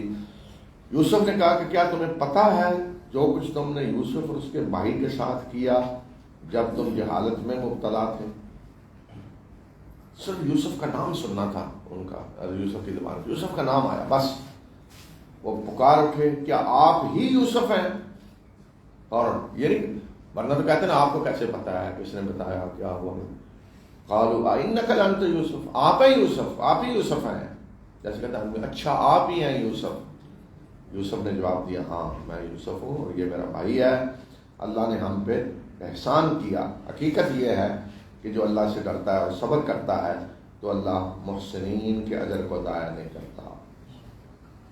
حضرت یوسف نے اپنا آپ ظاہر کر، اس کا مطلب یہ ہے، ظاہر ہی ہوتا ہے ان کے انداز سے، جو نے کہا انک لانت یوسف، انہیں شک ہو رہا تھا بار بار، لیکن وہ شک کو دور کر دیتے، اس لیے کہ جس کنویں میں پھینکا تھا اس کنویں میں اور مصر کے اقتدار کی کرسی میں اتنا فاصلہ تھا کہ جو تصور ہی نہیں ہو سکتا، تو خیال آتا کہ وہ جھٹک دیتے۔ تو اب جب یوسف کا نام سنا تو کہا کہ ہاں اچھا آپ ہی ہیں یوسف؟ یوسف نے کہا ہاں میں یوسف ہوں، یہ میرا بھائی ہے، اللہ نے ہم پہ احسان کیا۔ اور حقیقت یہ ہے کہ جو تک اللہ سے ڈرتا ہے، صبر کرتا ہے تو اللہ محسنین کا اجر دے۔ یہ دیکھیں آئے بار بار ریپیٹ ہو گیا، ان اللہ لا یضیع اجر المحسنین، جو بہترین عمل کرتے ہیں ان کے اجر کو اللہ تعالیٰ، پیچھے بھی گزری ہے اب بھی گزری ہے کہ جو بہترین عمل کرتے ہیں دنیا میں بھی اللہ انہیں اجر دیتا ہے۔ ممکن نہیں کہ فرد ہو یا کوئی قوم ہو وہ بہترین کارکردگی دکھائے، محسنین دنیاوی لحاظ سے محسنین بنے۔ دنیا میں بتا چکا ہوں احسان کیا ہے، دنیاوی لحاظ سے احسان، تو اللہ تعالیٰ نتائج نہ دکھائے دنیا میں، یہ نہیں ہو سکتا۔ تو پھر یہ سن کر بھائی کہتے ہیں، بھائیوں نے کہا اللہ کی قسم یقیناً اللہ نے آپ کو ہم پہ ترجیح دی اور بے شک ہم ہی خطا کار تھے۔ اب جھگڑا یہی تھا اصل میں، حسد جو تھا یہی نا کہ ہمارے ابا جان یوسف اور اس کے بھائی کو سے زیادہ محبت کرتے ہیں، حسد تھا، یہاں زیادہ محبت ہے، ہم جب تھا گویا کہ ترجیح دی جا رہی ہے یوسف کو، حسد اور بغض یہ تھا۔ تو اب اقرار کر رہے ہیں کہ اللہ کی قسم اللہ نے آپ کو ہم پہ ترجیح دی اور ہم خطا کار تھے جو سازشیں کر رہے تھے کہ یوسف کو اللہ نے ترجیح کیوں دی ہے۔ یہی مسئلہ قریش کا تھا، بنو امیہ اور فلاں جتنے قریش کے قبیلے تھے، یہی مسئلہ تھا نا کہ بنو ہاشم کو اللہ نے وہ یہ عزت دے دی اور اللہ نے اپنا رسول بنو ہاشم میں بھیج دیا۔ بعض لوگوں نے کہا بنو امیہ کے لوگوں نے یا دوسرے قبائل کے بھی لوگوں نے بنو ہاشم کو باتوں میں آپ نے یہ کام کیا مقابلے میں ہم نے بھی کیا، آپ نے یہ کام کیا ہم نے یہ کیا، یعنی حاجیوں کی خدمت کی ہم نے اس سے بڑھ کے کی فلاں، اس میں بڑی وہ کرتے تھے آپ کو کہ حاجیوں کی خدمت ہم نے زیادہ کیا۔ لیکن اب آپ کہتے ہیں جی ہمارے اندر نبی آ گیا تو ہم نبی کہاں سے لائیں؟ کہتے اب یہ جو آپ نے کہا نبی ہے تو ہم نبی کہاں سے لائیں؟ وہ ہے کہ اب آپ کا مقابلہ ہم نہیں کر پا رہے، اس وجہ سے وہ لڑائی ہو رہی تھی، جنگیں ہو رہی تھی ساری کہ بنو ہاشم آگے کیوں بڑھ گئے۔ تو یہاں بھی یہی تھا کہ اللہ نے ان کو ترجیح دے دی۔ یوسف نے کہا کہ آج تم پہ کوئی مواخذہ نہیں، اللہ تمہیں بخش دے گا اور وہ سب سے زیادہ رحم کرنے والا ہے۔ یہی بات رسول اللہ صلی اللہ علیہ وسلم نے قریش کو کہی، جب سامنے کھڑے تھے سارے بیت اللہ کے سامنے، یہی بات آپ لا تثریب علیکم اذهبوا فانتم الطلقاء، آج کوئی مواخذہ نہیں، کوئی پکڑ نہیں، جاؤ تم آزاد ہو، طلقاء آزاد ہو، کوئی بات پرس نہیں ہوگی تم سے، سب کچھ معاف کر دیا۔ اس لیے جو فتح مکہ کے بعد ایمان لائے اصطلاحاً انہیں طلقاء کہا جاتا ہے، طلقاء یعنی جنہیں چھوڑ دیا گیا، معاف کر دیا گیا، معافی ملی جنہیں، داد پرس نہیں ہوئی۔ تو بالکل آپ دیکھیں جو شروع میں فرمایا ہے کہ یوسف اور اس کے بھائیوں کے حصے میں سوال کرنے والوں کے لیے نشانیاں ہیں۔ تو اسی جگہ جہاں یوسف کے بھائی کھڑے تھے اس موقع پہ قریش فتح مکہ کے موقع پہ اسی طرح رسول اللہ صلی اللہ علیہ وسلم کے سامنے کھڑے تھے، اور بالکل شروع سے بھی قریش جو کچھ کر رہے تھے وہی جو حضرت یوسف کے بھائیوں نے کیا تھا۔ یوسف نے کہا کہ یہ میری قمیص لے جاؤ اور اسے میرے باپ کے چہرے پہ ڈالو، اس کی بینائی لوٹ آئے گی، اور اپنے سارے کے سارے گھر والوں کو لے کر میرے پاس آ جاؤ۔ اپنا قمیص دیا، جا کے میرے باپ کے چہرے پہ ڈالنا، بینائی لوٹ آئے گی اور سارے گھر والوں کو لے کر آ جاؤ۔ اور یہ سرکاری طور پہ اہتمام ہوا، باقاعدہ جیسے ہوتا ہے نا کہ ایک وفد بھیجا گیا سرکاری کہ جو سارے خاندان کو لے کر آئے گا، اور اسی وفد میں کسی شخص کی ڈیوٹی تھی کہ جو یہ کام بھی کرے گا جاتے ہیں یوسف کی طرف سے، کہ یوسف کا قمیص ان کے باپ کے چہرے پہ ڈالے گا۔ آگے اس کا ذکر اس لیے الگ آ رہا ہے۔ پھر جب وہ قافلہ مصر سے چلا تو ان کے باپ نے کہا کہ میں یوسف کی خوشبو پا رہا ہوں، بس کہیں ایسا نہ ہو کہ تم یہ کہنے لگو کہ یہ سٹھیا گئے ہیں، ابا جان سٹھیا گئے ہیں، یعنی اب عمر کا حصہ ایسا ہے کہ ایسی باتیں کر رہے ہیں، کہتے ہیں سٹھیا گئے ہیں، بوڑھے ہو گئے۔ حضرت یعقوب نے کہا کہ میں یوسف کی خوشبو پا رہا ہوں، قافلہ مصر سے چلا ہے تو کنعان میں یعقوب کہہ رہے ہیں میں خوشبو پا رہا ہوں یوسف کی، اور وہاں کنواں تو زیادہ قریب تھا نا، کتنے کلومیٹر ہوگا؟ کوئی 10 کلومیٹر، کوئی اتنا ہی ہوگا، 7 8 10 کلومیٹر کنواں جس میں پھینکا تھا، وہاں سے خوشبو نہیں آئی، اس لیے کہ وہاں اللہ کی طرف سے اجازت نہیں تھی۔ اگر وہاں خوشبو آتی تو حضرت یوسف مصر نہ پہنچتے، حضرت یعقوب فوراً جا کے لے آتے وہیں سے، لیکن یہاں اب اللہ کی طرف سے اجازت مل گئی تو یہ حالانکہ مصر سے قافلہ چلا، اور حضرت یعقوب کنعان میں کہہ رہے ہیں کہ میں یوسف کی خوشبو پا رہا ہوں، لیکن مجھے ڈر یہ ہے کہ تم اس طرح کی باتیں کرنے لگ جاؤ گے کہ یہ سٹھیا گئے ہیں۔ اور انہوں نے یہی کہا، بیٹوں نے کہا اللہ کی قسم، بیٹے تو خیر ابھی یہاں تھے، جو گھر والے وہاں موجود تھے، کیونکہ بیٹے تو اسی وقت میں واپس جا رہے ہیں۔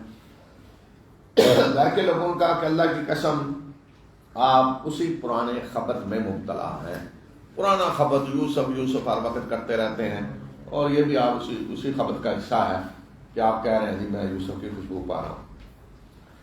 پھر جب خوشخبری دینے والا آ گیا، البشیر، خوشخبری دینے والا، یعنی جس کو حضرت یوسف نے قمیص دی تھی اور کہا تھا جا کے یہ کام تمہیں کرنا ہے، پھر جب خوشخبری دینے والا آ گیا اور اس نے یوسف کے قمیص کو اس کے باپ کے چہرے پہ ڈال دیا تو یکا یک اس کی بینائی لوٹ آئی، اور یعقوب نے کہا کہ کیا میں نے تمہیں کہا نہیں تھا کہ میں اللہ کی طرف سے وہ کچھ جانتا ہوں جو تم نہیں جانتے، میں جانتا ہوں کہ میرا امتحان تھا، آزمائش تھی، اور ایک دن یہ آزمائش ختم ہونی ہے اور اللہ نے یوسف سے مجھے ملانا ہے۔ انہوں نے کہا کہ اے ابا جان، بیٹے نے کہا کہ اے ابا جان آپ ہمارے لیے ہمارے گناہوں کی معافی مانگیں، بے شک ہم خطا کار ہیں، ہمارے لیے مغفرت کی دعا کریں، بے شک ہم خطا کار ہیں۔ یعقوب نے کہا کہ میں ضرور تمہارے لیے اپنے رب سے تمہاری مغفرت کی دعا کروں گا، بے شک وہ بخشنے والا اور مہربان ہے۔ اب دوبارہ پورے خاندان کو لے کر مصر جا رہے ہیں، سرکاری اس وفد کے ساتھ جو حضرت یوسف نے بھیجا تھا۔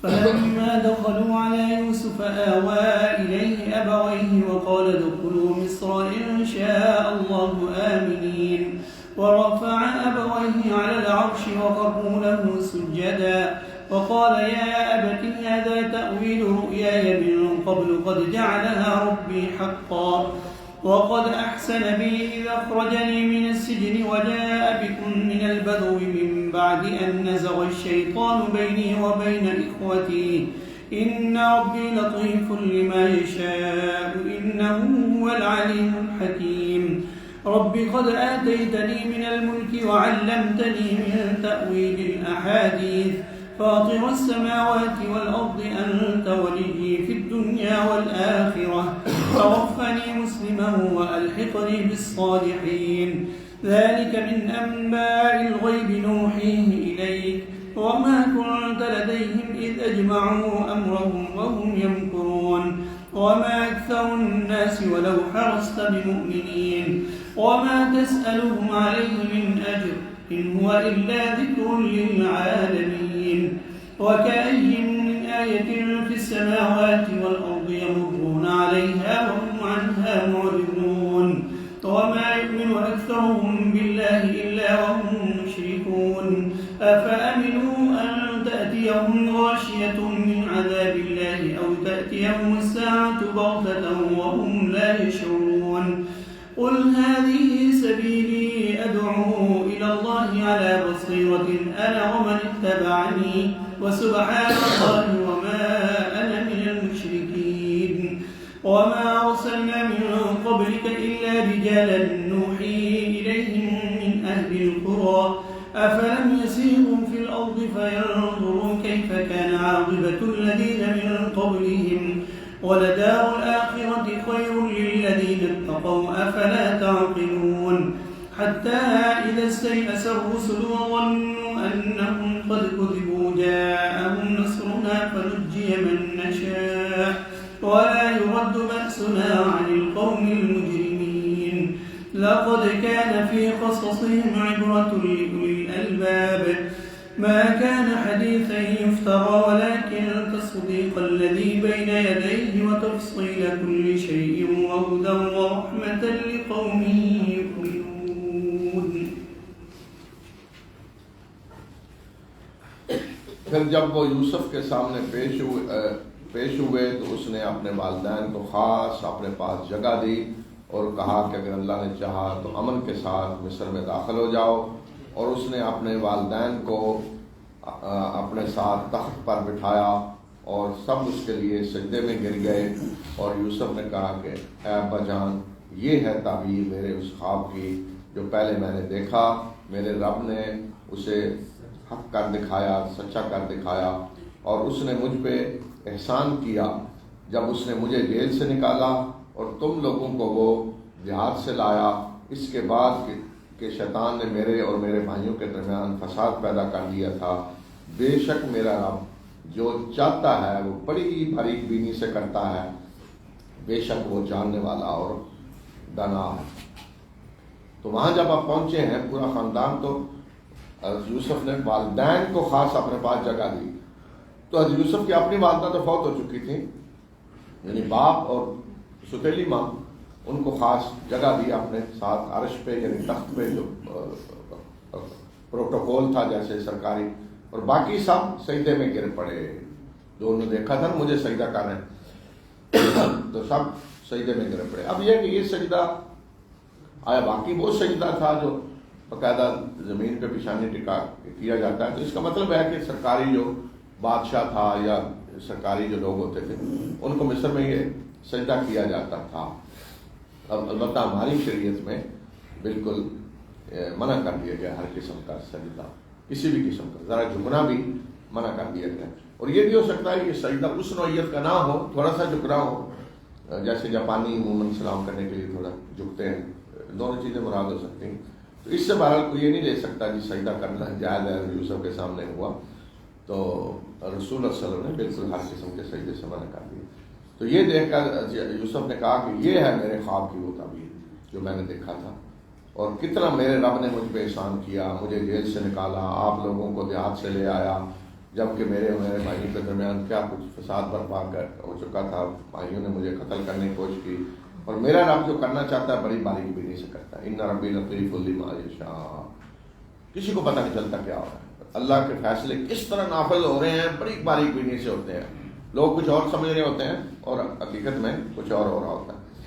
پھر یوسف دعا کرتے ہیں اپنے رب سے، یہ دعا ہے نبی اور نبی اور حکمران دونوں چیزیں اللہ نے عطا کی ہیں۔ تو دیکھیں دعا، اے میرے رب، تو نے مجھے بادشاہی بھی عطا کی اور مجھے باتوں کی تہ تک پہنچنے کا علم سکھلایا۔ اے آسمانوں اور زمین کے پیدا کرنے والے، تو ہی میرا سرپرست ہے، تو ہی میرا حامی و مددگار ہے، دنیا میں بھی اور آخرت میں بھی۔ مجھے مسلمان ہونے کی حالت میں موت دینا اور مجھے اپنے نیک بندوں میں شامل کرنا۔ اللہ کے نبی دیکھیں کس طرح دعا کرنا کہ اللہ تو ہی میرا حامی و مددگار ہے، تو ہی ولی ہے میرا، دنیا میں بھی اور آخرت میں بھی، اور تو مجھے اسلام کی حالت میں موت دینا اور اپنے نیک بندوں میں شامل کرنا. نیک بندے میں ان کا نا انبیاء سب سے پہلے آتے ہیں اس میں، تو باقی صدیقین شہداء صالحین سارے آ جاتے ہیں. تو حضرت یوسف بادشاہ بھی ہیں، اقتدار بھی ہے اور نبی بھی ہیں. تو شکر ادا کر رہے ہیں کس طرح کہ اللہ تو نے حکومت بھی دی ہے، نبوت بھی عطا کی ہے، اور اے آسمان و زمین کے پیدا کرنے والے میرا سرپرست ہو، کوئی اور میرا حامی و مددگار نہیں ہے، تو ہی ہے. یہ غیب کی ان خبروں میں سے ہے جو ہم آپ کی طرف وحی کر رہے ہیں، اور آپ ان کے پاس نہیں تھے جب انہوں نے اپنے ایک فیصلے پہ اتفاق کیا اور جب وہ چالیں چل رہے تھے، یعنی یوسف کے بھائی. اور آپ کتنے ہی کوشش کریں اکثر لوگ ایمان لانے والے نہیں ہیں. تو اب اس صورت میں جو کچھ گزرا ہے اس سے جو نتائج نکلتے ہیں وہ آگے بتائے جا رہے ہیں. اور اللہ تعالیٰ کے جو ضابطے ہیں، سنتیں اللہ نے رکھی ہوئی ہیں قوموں کے ساتھ معاملے میں، یہ آگے وہ بتائی جا رہی ہے. گویا کہ اس پہ تبصرہ ہے پورا. تو نبی صلی اللہ علیہ وسلم کو مخاطب کیا کہ آپ جتنی بھی کوشش کریں سب لوگ ایمان لانے والے نہیں ہیں، اور آپ اس کام پہ ان سے کوئی اجر نہیں مانگتے. یہ تو ایک یاد دہانی ہے تمام جہاں والوں کے لیے. اور آسمانوں اور زمین میں کتنی ایسی نشانیاں ہیں جن پہ ان کا گزر ہوتا ہے اور یہ ان سے منہ موڑے ہوئے ہیں. یعنی نشانیاں زمین میں بھی ہیں، آسمانوں میں بھی ہیں، جن پہ گزر ہوتا ہے، دیکھتے ہیں. اور آج کل تو زیادہ دیکھی جا رہی ہیں نا، زمین کی نشانیاں بھی زیادہ دیکھی جا رہی ہیں اور آسمانوں کی تو اور زیادہ دیکھی جا رہی ہیں جو اس وقت نہیں نظر آ رہی تھی. فرمایا کتنی آسمانوں زمین میں نشانیاں ہیں جن پہ ان کا گزر ہوتا ہے، دیکھتے ہیں مگر یہ ان سے منہ موڑے ہوئے ہیں. اور اکثر لوگ اللہ پر اس طرح ایمان لاتے ہیں کہ وہ اس کے ساتھ شریک ٹھہرا رہے ہوتے ہیں. اصل مسئلہ شرک ہے. مسئلہ یہ نہیں کہ لوگ اللہ کو مانتے نہیں ہیں، اکثریت مان رہی ہوتی ہے لیکن شرک ہو رہا ہے. وما یؤمن اکثرهم باللہ الا وهم مشرکون، آیت نمبر 106.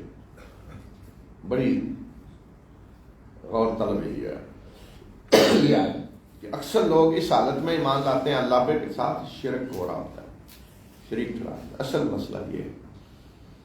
ہم جو کہتے ہیں نا مشرکین عرب قوم تھے جی وہ اللہ کو مانتے نہیں تھے، یہ بات نہیں ہے. اللہ کے گھر کا حج ہو رہا ہے تو مسئلہ کیا تھا؟ شرک.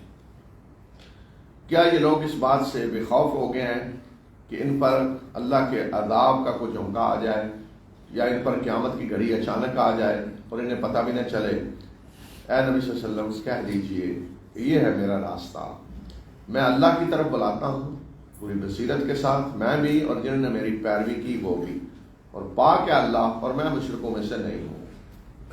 کہ آپ انہیں بتا دیں کہ میرا راستہ کیا ہے. میرا راستہ یہ ہے کہ میں اللہ کی طرف بلا رہا ہوں پوری بصیرت کے ساتھ، بتا رہا ہوں کہ کوئی اللہ کا شریک نہیں ہے، میں بھی اور میری پیروی کرنے والے جو ہیں وہ بھی پوری بصیرت کے ساتھ اللہ کی طرف بلا رہے ہیں، اور میں مشرکوں میں سے نہیں ہوں. یہ ہے اصل چیز کہ میں توحید کی دعوت دے رہا ہوں، لا الہ الا اللہ. اور آپ سے پہلے ہم نے جو بھی رسول بھیجے تو وہ سب مرد ہی تھے ان بستی والوں میں سے جن کی طرف ہم وحی کرتے رہے ہیں. تو کیا یہ زمین میں چلے پھرے نہیں ہیں؟ انہیں نظر آتا کہ ان لوگوں کا کیا انجام ہوا جو ان سے پہلے گزرے ہیں، اور آخرت کا گھر بہتر ہے ان لوگوں کے لیے جنہوں نے تقویٰ کی روش اختیار کی. کیا تمہیں سمجھ نہیں آتی؟ کیا غور و فکر نہیں کرتے؟ قرآن بار بار دعوت دے رہا ہے کہ چلے پھریں زمین میں. آج ہم کہیں گے جی تاریخ پڑھیں کہ دیکھیں پہلی قوموں کا کیا حال ہوا، کیوں تباہ ہوئی، کیسے ہوئی. تو دیکھیں پوری نشانیاں جو کائنات میں.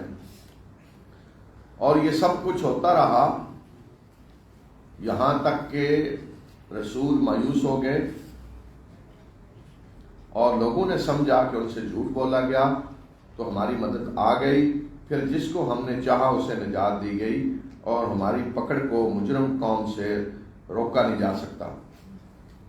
یعنی اللہ تعالیٰ اپنی ایک سنت بتا رہے ہیں کہ جب اللہ کا رسول کسی قوم میں آتا ہے تو لوگوں کو خبردار کرتے ہیں کہ اللہ کا عذاب آئے گا. ایک عذاب ہے جو دنیا میں آتا ہے اللہ کے رسول کو جھٹلانے کی شکل میں، اور پھر آخرت کا عذاب بھی.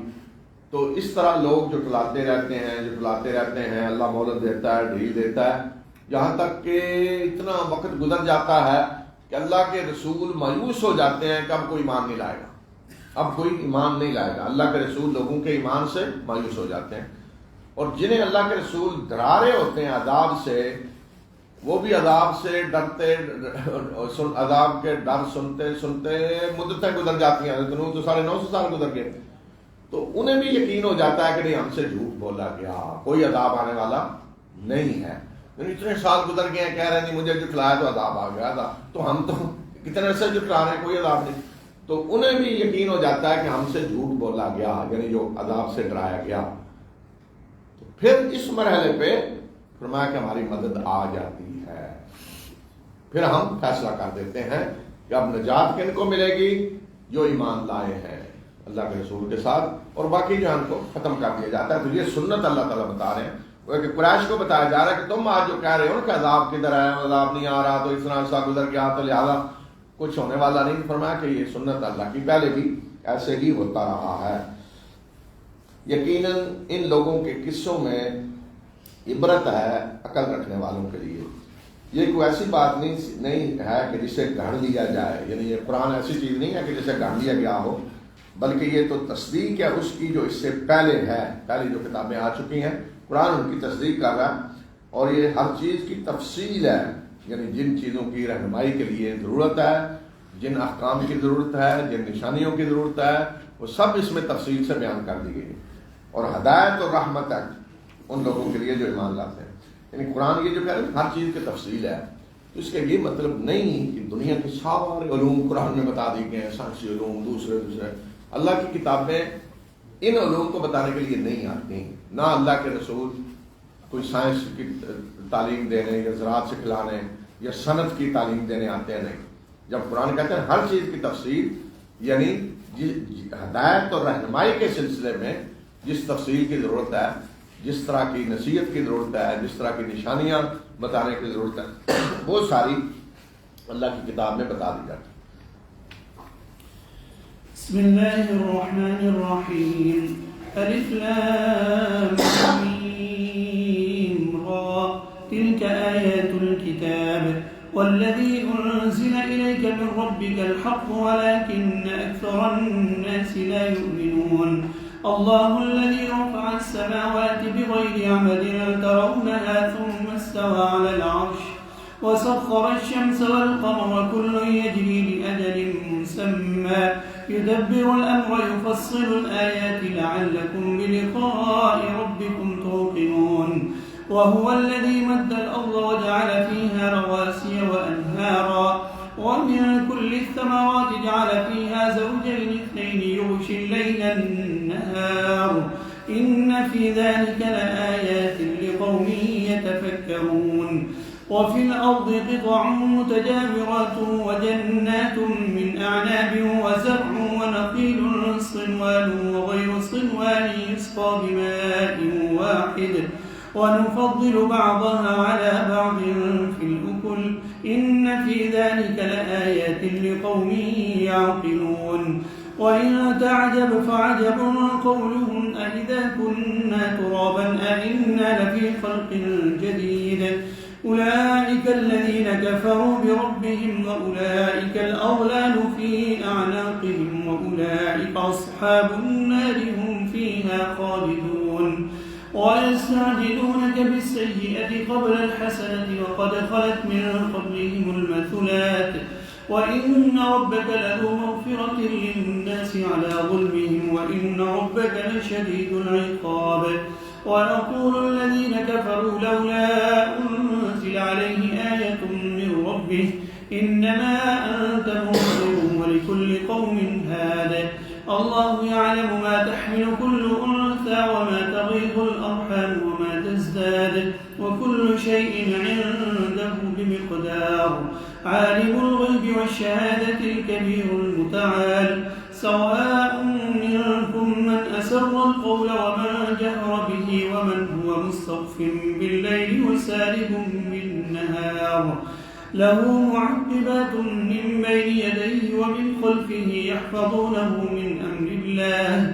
إن الله لا يغير ما بقوم حتى يغيروا ما بأنفسهم وإذا أراد الله بقوم سوءا فلا مرد له وما لهم من دونه من وال.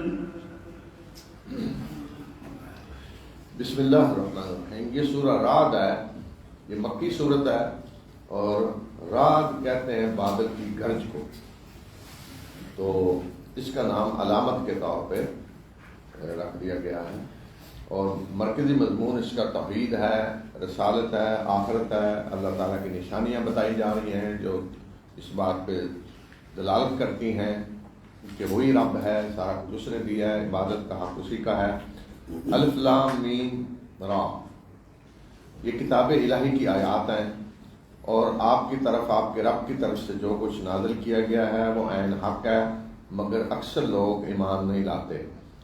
اللہ وہ ہے کہ جس نے آسمانوں کو بغیر ایسے ستونوں کے کھڑا کیا جو تمہیں نظر آئیں. اس آیت کے دو مطلب ہو سکتے ہیں. ایک تو یہ کہ کوئی ایسے ستون ہیں ہی نہیں، ستونوں کے بغیر اللہ نے کھڑا کیا ہے. دوسرا یہ مطلب ہے کہ ستون تو ہیں لیکن تمہیں نظر نہیں آ رہے، یعنی نظام جو اللہ نے بنایا ہے پورا آسمانوں میں، تو اس میں کوئی ستون نہیں رکھے کہ چھت کھڑی کرنے کے لیے ستون ہے، ایسے ستونوں پہ کھڑا کیا جو تمہیں نظر نہیں آ رہے.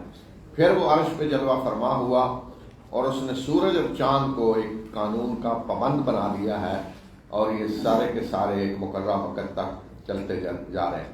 یعنی ایسا قانون اس نے بنا دیا کہ یہ قانون ایک مقررہ وقت چلے گا. سورج اور چاند کو مسخر کیا ہے، یعنی تمہاری خدمت میں لگا دیا ہے کہ ایک قانون کا نے پابند کر دیا ہے، اس قانون کے تحت وہ تمہاری خدمت کر رہے ہیں. وہی معاملات کی تدبیر کرتا ہے، تفصیل سے آیات کو بیان کرتا ہے تاکہ تم اپنے رب کی ملاقات کا یقین کرو، تاکہ تمہیں یقین آئے کہ تم نے ایک روز اپنے رب سے ملنا ہے. اور وہ اللہ ہی ہے کہ جس نے زمین کو پھیلا دیا ہے اور اس میں پہاڑ گاڑ دیے ہیں اور نہریں جاری کر دی ہیں، اور ہر قسم کے پھلوں کے دو دو جوڑے بنائے ہیں، اور رات کو دن پہ ڈھانپ دیتا ہے. بے شک اس میں بڑی نشانیاں ہیں ان لوگوں کے لیے جو غور و فکر کرتے ہیں. تو یہ ساری نشانیاں اللہ کی ربوبیت کی نشانیاں. تو اللہ تعالیٰ بتا رہے ہیں کہ یہ سارا کچھ جس نے کیا ہے اسی کا حق ہے کہ اس کی عبادت کی جائے. اور زمین میں قریب کے مختلف قطعات ہیں، اور انگوروں کے باغات ہیں، اور کھیتیاں ہیں، اور کھجور کے باغ ہیں جو اکیرے بھی ہیں اور دورے بھی. انہیں ایک ہی پانی سے سراب کیا جاتا ہے، مگر ہم نے ان کے مزے الگ الگ رکھے ہیں. کسی کا مزہ زیادہ اچھا ہے، کسی کا کم ہے. تو حالانکہ ایک ہی پانی دیا جا رہا ہے، قریب کے کھیت ہیں سارے. تو یہ فرمایا کہ ہم کسی کے ذائقے کو، مزے کو زیادہ کر دیتے ہیں دوسرے سے. بے شک اس میں بڑی نشانیاں ہیں ان لوگوں کے لیے جو عقل سے کام لیتے ہیں. اور اگر تم تعجب کرتے ہو تو تعجب کے قابل تعجب تو ان کی یہ بات ہے کہ جو یہ کہہ رہے ہیں کہ کیا جب ہم مر کر مٹی ہو جائیں گے تو ہمیں نئے سرے سے پیدا کیا جائے گا. یعنی یہ قابل تعجب ہے کہ یہ جو حیرانگی کا اظہار کر رہے ہیں جی کیا ہم مر کر مٹی ہو جائیں گے، دوبارہ پیدا کیا جائے گا. یہ وہ لوگ ہیں کہ جنہوں نے اپنے رب کے ساتھ کفر کیا ہے، اور یہ وہ لوگ ہیں کہ جن کی گردنوں میں طوق ہیں، اور یہ آگ میں جانے والے ہیں اور اس میں ہمیشہ رہیں گے. اور یہ بلائی سے پہلے برائی کے لیے جلدی مچا رہے ہیں، یعنی عذاب لے آئیں جلدی.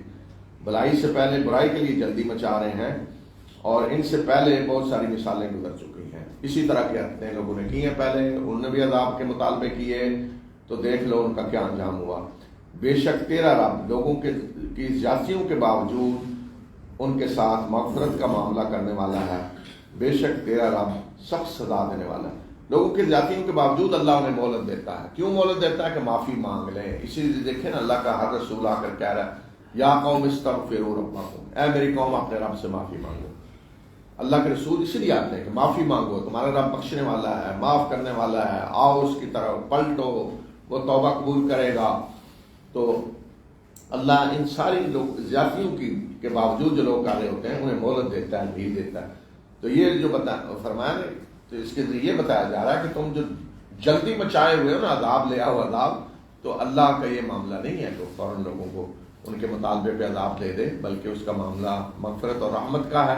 اس لیے وہ ان کی زیادتیوں کے باوجود انہیں ڈھیل دیتا ہے، موقع دیتا ہے. اور کافر کہتے ہیں کہ ان پر ان کے رب کی طرف سے کوئی نشانی کیوں نہیں نازل کی گئی، یعنی کوئی بڑا معجزہ کیوں نہیں. آپ تو صرف اور صرف خبردار کرنے والے ہیں. یعنی آپ کہتے ہیں میں تو خبردار کرنے والا ہوں، میں کوئی نشانیاں لے کر نہیں آیا تمہیں معجزات دکھانے کے لیے. اور ہر قوم کے لیے ایک رہنما ہے، وَلِكُلِّ قَوْمٍ هَادٍ. تو یہاں اللہ تعالیٰ نے بتا دیا ہے کہ کوئی قوم ایسی نہیں جس کی طرف اللہ نے رہنمائی کرنے والا نہ بھیجا ہو. ہر علاقے میں ہر جگہ اللہ نے رسول بھیجے.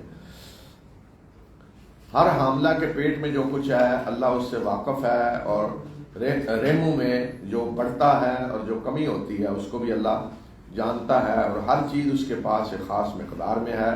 وہ غیب اور ظاہر کو جاننے والا ہے، وہ بڑا ہی بزرگ اور بڑا بن کے رہنے والا ہے. تم میں سے جو خفیہ طریقے سے بات کرے اور اعلانیہ، وہ دونوں اللہ کے ہاں برابر یکساں ہیں، اور جو رات کو چھپا ہوا ہے وہ بھی، اور جو دن کی روشنی میں چل رہا ہے وہ بھی یکساں ہے. یعنی اللہ کے ہاں یکساں ہے کہ تم چپکے سے بات کرو یا اعلانیہ. جو دن کو چل رہا ہے روشنی میں اور رات کو چھپا ہے، دونوں اللہ کے ہاں برابر ہے. کوئی یہ نہیں کہ دن والے اللہ کو نظر آ رہا ہے اور رات جو چھپا ہوا ہے وہ نظر نہیں آ رہا. انسان کے آگے پیچھے اس کے مقرر کردہ نگراں ہیں جو اللہ کے حکم سے اس کی حفاظت کرتے ہیں. بے شک اللہ کسی قوم کی حالت نہیں بدلتا جب تک وہ اپنے اوصاف کو نہ بدل دے، اور جب اللہ کسی قوم کی شامت لانے کا ارادہ کر لیتا ہے اسے کوئی ٹال نہیں سکتا، اور ان کے لیے پھر اللہ کے مقابلے میں کوئی حامی و مددگار نہیں ہوتا. یہ دیکھیں آیت نمبر 11 جو ہے، لَهُ مُعَقِّبَاتٌ مِّن بَيْنِ يَدَيْهِ وَمِن خَلْفِهِ يَحْفَظُونَهُ مِنْ أَمْرِ اللَّهِ. اللہ تعالیٰ بتا رہے ہیں کہ ہر انسان کے آگے پیچھے اللہ کے مقرر کردہ نگراں ہیں جو اللہ کے حکم سے اس کی حفاظت کر رہے ہیں. ایک ہے کرام کاتبین، ان کی ڈیوٹی تو الگ ہے، اعمال نوٹ کر رہے ہیں. یہ نگران ہے انسان کی حفاظت کے لیے، باڈی گارڈ اللہ نے رکھے ہوئے اللہ کی طرف سے. ہر انسان کے ساتھ باڈی گارڈ ہے. وہ آپ کے بار بار آتے ہیں، ڈیوٹیاں بدلتی، نگران ہے، اللہ کے حکم سے حفاظت ہو رہی ہے. کیوں کہ اللہ نے انسان کو پیدا کیا امتحان کے لیے، تو رزق بھی اللہ کے ذمہ ہے، وہ دے رہا ہے اور حفاظت بھی وہ کر رہا ہے. جب تک اللہ کی طرف سے کوئی مصیبت نہیں آنے والی، کسی مصیبت کے پاس اللہ کی پرمیشن نہیں ہے، کوئی ازمائش جو ہے وہ اللہ کی طرف سے نہیں ہے، یعنی اللہ کی پرمیشن نہیں ہے، تو وہ انسان کی طرف نہیں آ سکتی. گویا کہ جیسے آپ کے دروازے پہ کوئی باڈی گارڈ بیٹھا ہے، وہ اسی کو اندر آنے دے رہا ہے جس کو آپ نے اجازت دی ہوئی ہے، اور کوئی نہیں آ سکتا. تو اب انسان کی طرف کوئی تکلیف، کوئی مصیبت، کچھ بھی نہیں آ سکتا سوائے اس کے جس کی اللہ نے اجازت دی ہے. یہ کوئی معمولی بات نہیں ہے. اس لیے اگر یہ نہ ہو تو فساد پھیل جائے، تباہی بربادی ہو جائے، یا کچھ بچے ہی نہ. ہر چیز کی حفاظت اللہ نے رکھی ہے، خاص طور پر انسان اس کے نگراں مقرر ہے. اس لیے یہ جو ہے نا، لوگ ڈرے ہوتے ہیں، فلاں پتہ نہیں مجھے یہ نہ کر دے، فلاں یہ نہ کر دے، وہ جن آ کے یہ نہ کر دے، یہ نہ کر دے. اللہ کی طرف سے نگران کون ہے؟ ظاہر فرشتے ہیں. تو کسی کو مجال نہیں انسان کے قریب آئے. انسان کی حفاظت اللہ کی طرف سے ہو رہی ہے. وہی تکلیف آئے گی جس کی اجازت اللہ نے دی ہے، وہی بیماری آئے گی جس کی اجازت اللہ نے دی ہے. یہ نہیں ہو سکتا کہ اللہ نے کسی بیماری کی اجازت نہیں دی، کسی تکلیف کی اجازت نہیں دی، اور کوئی اور وہ تکلیف لے آئے. ساری دنیا کے شیاطین بھی آ جائیں نا، کچھ نہیں بگاڑ سکتے. حفاظت اللہ کے فرشتے کر رہے ہیں. ساری دنیا کے جن بھی آ جائیں کچھ نہیں بگاڑ سکتے. ساری دنیا کے جادوگر بھی آ جائیں نا، کچھ نہیں بگاڑ سکتے. عمل آ جائیں نا جو ڈراتے رہتے ہیں، وہ فلاں وہ جا کے طویل لے لیا، اور لے لے طویل جا، ساری دنیا کے لے آؤ عملوں کو، کیا بگاڑ سکتے ہیں؟ اللہ آپ کی حفاظت کر رہا ہے. تو یہ اللہ کی طرف سے رحمت ہے بندوں کے لیے کہ اس نے نگراں رکھے ہیں ان کی حفاظت کے لیے.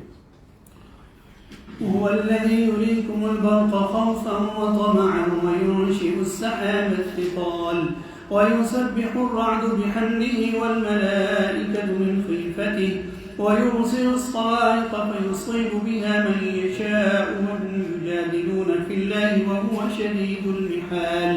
له دعوة الحق والذين يدعون من دونه لا يستجيبون لهم بشيء إلا كباسط كفيه إلى الماء ليبلغ فاه وما هو ببالغه وما دعاء الكافرين إلا في ضلال ولله يسجد من في السماوات والأرض طوعا وكرها وظلالهم بالغدو والآصال قل من رب السماوات والأرض قل الله قل أفاتخذتم من دونه أولياء لا يملكون لأنفسهم نفعا ولا ضرا قل هل يستوي الأعمى والبصير أم هل تستوي الظلمات والنور أم جعلوا لله شركاء خلقوا كخلقه فتشابه الخلق عليهم قل الله خالق كل شيء وهو الواحد القهار أنزل من السماء ماء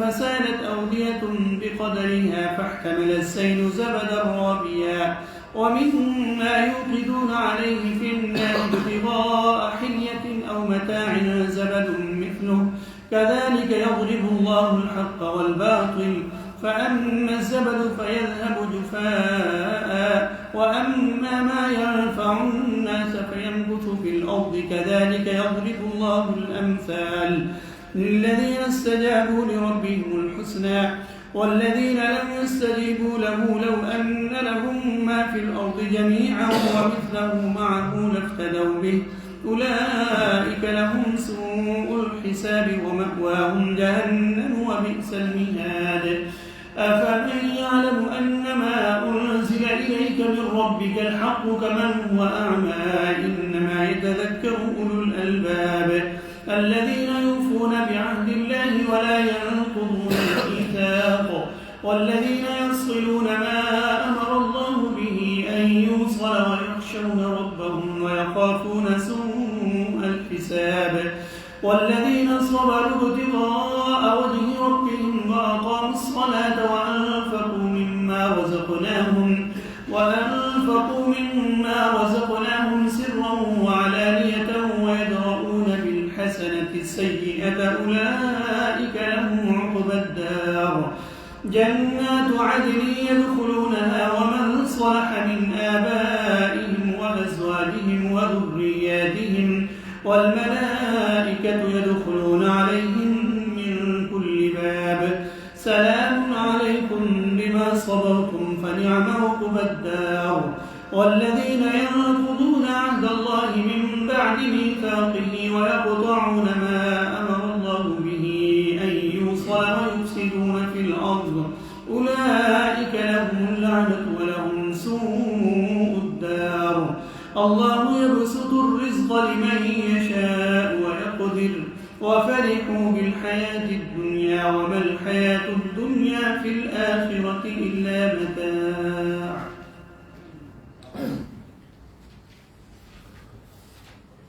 वो अल्लाह ही है जो तुम्हें बादल की चमक दिखाता है, इससे खौफ भी पैदा होता है और उम्मीद भी, और वो बड़े बड़े भारी बादलों को उठाता है। यानी बादल चमकता है तो डर भी लगता है, लेकिन उम्मीद भी होती है कि बारिश होगी। और बादल की गरज उसकी हमद के साथ तस्बीह करती है और फरिश्ते भी उसकी हैबत से उसकी तस्बीह करते हैं, और वो कड़कती हुई बिजलियाँ भेजता है और इसके ज़रिए और वो जिस पे चाहता है उन्हें गिरा देता है। ऐन उस हाल में जब ये लोग अल्लाह के बारे में झगड़े कर रहे होते हैं और उसकी तदबीर बड़ी सख्त है। हकीकी पुकारना उसी को पुकारना है। जो लोग इसके सिवा दूसरों को पुकारते हैं वो उन्हें कोई जवाब नहीं दे सकते। उनकी मिसाल ऐसे है कि जैसे कोई हाथ फैलाए, जैसे कोई पानी की तरफ हाथ फैलाए खड़ा हो ताकि वो पानी खुद उसके मुंह तक पहुंच जाए, हालांकि वो पानी उसके मुंह तक पहुंचने वाला नहीं है। और काफिरों की दुआ ऐसे ही है जैसे, और काफिरों की दुआ अकारत जाने वाली, यानी जो अल्लाह के सिवा दूसरों को पुकारते हैं उसकी मिसाल दी कि जैसे कोई किसी दरिया पे, नहर पे पानी की तरफ हाथ फैलाए खड़ा है ऊपर कि पानी आ जाए उसके मुंह की तरफ, तो पानी नहीं आएगा।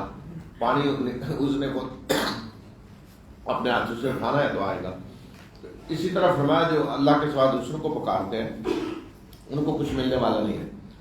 और आसमानों और ज़मीन में जो भी हैं वो तौअन अल्लाह ही को सजदा करते हैं, और उनके साए भी सुबह शाम अल्लाह के आगे सजदा रेज़ होते हैं। कह दीजिए कि कौन है आसमानों और ज़मीन का रब, और इन्हें कह दें ان سے پوچھیں کہ کون ہے آسمانوں اور زمین کا رب، کہہ دیں کہ اللہ، اور ان سے پوچھیں کہ کیا تم نے اس کے سوا دوسرے ایسے سرپرست بنا رکھے ہیں جو اپنے لیے بھی نفع نقصان کے مالک نہیں ہیں۔ ان سے پوچھیں کہ کیا اندھا اور دیکھنے والا برابر ہے، یا اندھیرے اور روشنی برابر ہیں، تاریکیاں اور روشنی برابر ہیں؟ کیا انہوں نے اللہ کے ایسے شریک بنائے ہیں کہ جنہوں نے اللہ کی تخلیق کی طرح کوئی تخلیق کی ہے کہ تخلیق کا معاملہ ان پہ مشتبہ ہو گیا ہے؟ کہہ دیجئے کہ اللہ ہی ہر چیز کا خالق ہے اور وہ اکیلا ہے اور وہ سب پہ غالب ہے۔ تو یہ پوچھا کہ جو اللہ کے شریک انہوں نے ٹھہرائے ہوئے ہیں، کیا انہوں نے کوئی چیز پیدا کی ہے جس طرح اللہ نے پیدا کی ہے؟ اگر انہوں نے کوئی پیدا کی ہے تو پھر تو چلو معاملہ مشتبہ ہو سکتا تھا جی کہ انہوں نے بھی کچھ چیزیں پیدا کی ہیں تو عبادت کچھ ان کی بھی ہونی چاہیے۔ تو جب انہوں نے کوئی چیز پیدا نہیں کی، ہر چیز اللہ نے پیدا کی ہے، تو پھر ان کی عبادت کیسے ہو سکتی ہے؟ اللہ نے آسمان سے پانی نازل کیا اور وادیاں اور نالے اپنے ظرف کے مطابق بہنے لگے اور سیلاب کے اوپر جھاگ اکٹھی ہو کر آ گئی، اور جو تم اور جن دھاتوں کو تم زیور بنانے اور برتن بنانے کے لیے پگھلاتے ہو ان پہ بھی اسی طرح کی جھاگ آتی ہے۔ اللہ حق کی مثال، حق اور باطل کی اسی طرح مثال دیتا ہے۔ تو جہاں تک جھاگ کا تعلق ہے تو وہ تو اڑ جاتی ہے، اور جو چیز لوگوں کو نفع پہنچانے والی ہے وہ زمین میں ٹک کر رہ جاتی ہے۔ اسی طرح اللہ مثالیں دیتا ہے۔ تو فرمایا کہ جس طرح سیلاب آتا ہے تو اوپر جھاگ آتی، جھاگ ختم ہو جاتی، وہ اصل پانی ہے جو زمین میں ٹک جاتا ہے، جو فائدہ پہنچاتا ہے۔ تو اسی طرح فرمایا حق جو ہے وہ ہے باقی رہنے والا، باقی باطل جو ہے وہ ایک جھاگ کی طرح ہے، وہ ختم ہونے والا ہے۔ جس طرح وقتی طور پہ جھاگ اوپر بڑی ہو پوری پھیلی ہوئی نظر آ رہی ہوتی ہے، پانی نیچے اس کے چھپا ہوا ہوتا ہے، اسی طرح بعض اوقات باطل ظاہر بہت طاقتور نظر آ رہا ہوتا ہے، لیکن باطل نے اسی طرح ختم ہو جانا ہے جس طرح جھاگ ختم ہو جاتی۔ جن لوگوں نے اپنے رب کی دعوت کو پہ لبیک کہا ان کے لیے بھلائی ہے، اور جنہوں نے اپنے رب کی بات نہیں مانی، اگر انہیں زمین میں جو کچھ ہے وہ سارے کا سارا مل جائے اور جس جتنا اور بھی ان کے پاس ہو تو وہ سارے کا سارا فدیے میں دینے کے لیے تیار ہو جائیں گے، ایسے لوگوں کے لیے برا حساب ہے اور ان کا ٹھکانہ جہنم ہے اور وہ انتہائی برا ٹھکانہ ہے۔ کیا وہ شخص جو جانتا ہے کہ جو کچھ آپ کے رب کی طرف سے آپ کے رب کے ہاں سے آپ کی طرف نازل کیا گیا ہے وہ حق ہے، وہ اس شخص کی طرح ہے جو اندھا ہے، یعنی جسے نظر نہیں آ رہا کہ جو کچھ نازل کیا گیا ہے وہ حق ہے، کیا اندھا بنا ہوا ہے؟ کیا وہ اس شخص کی طرح ہے جو اندھا ہے؟ تو عقل رکھنے والے ہی نصیحت حاصل کرتے ہیں۔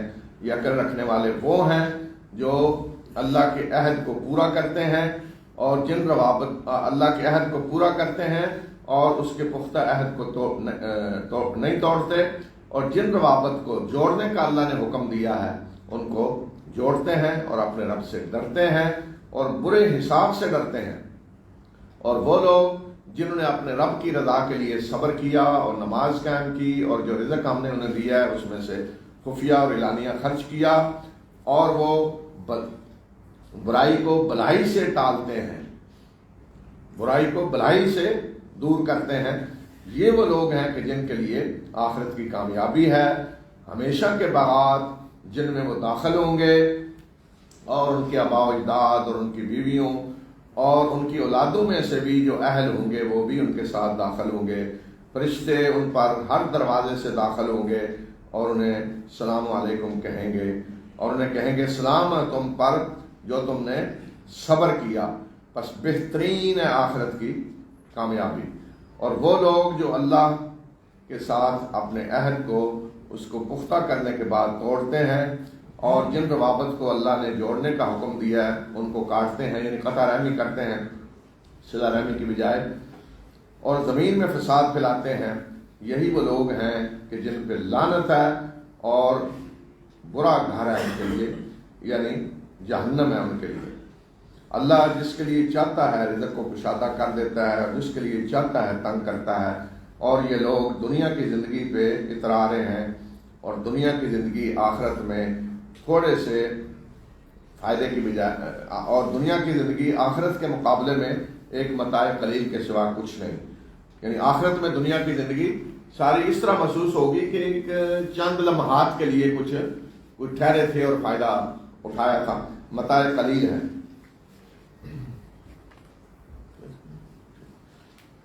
تو انشاءاللہ اس صورت کو انشاءاللہ کل مکمل کریں.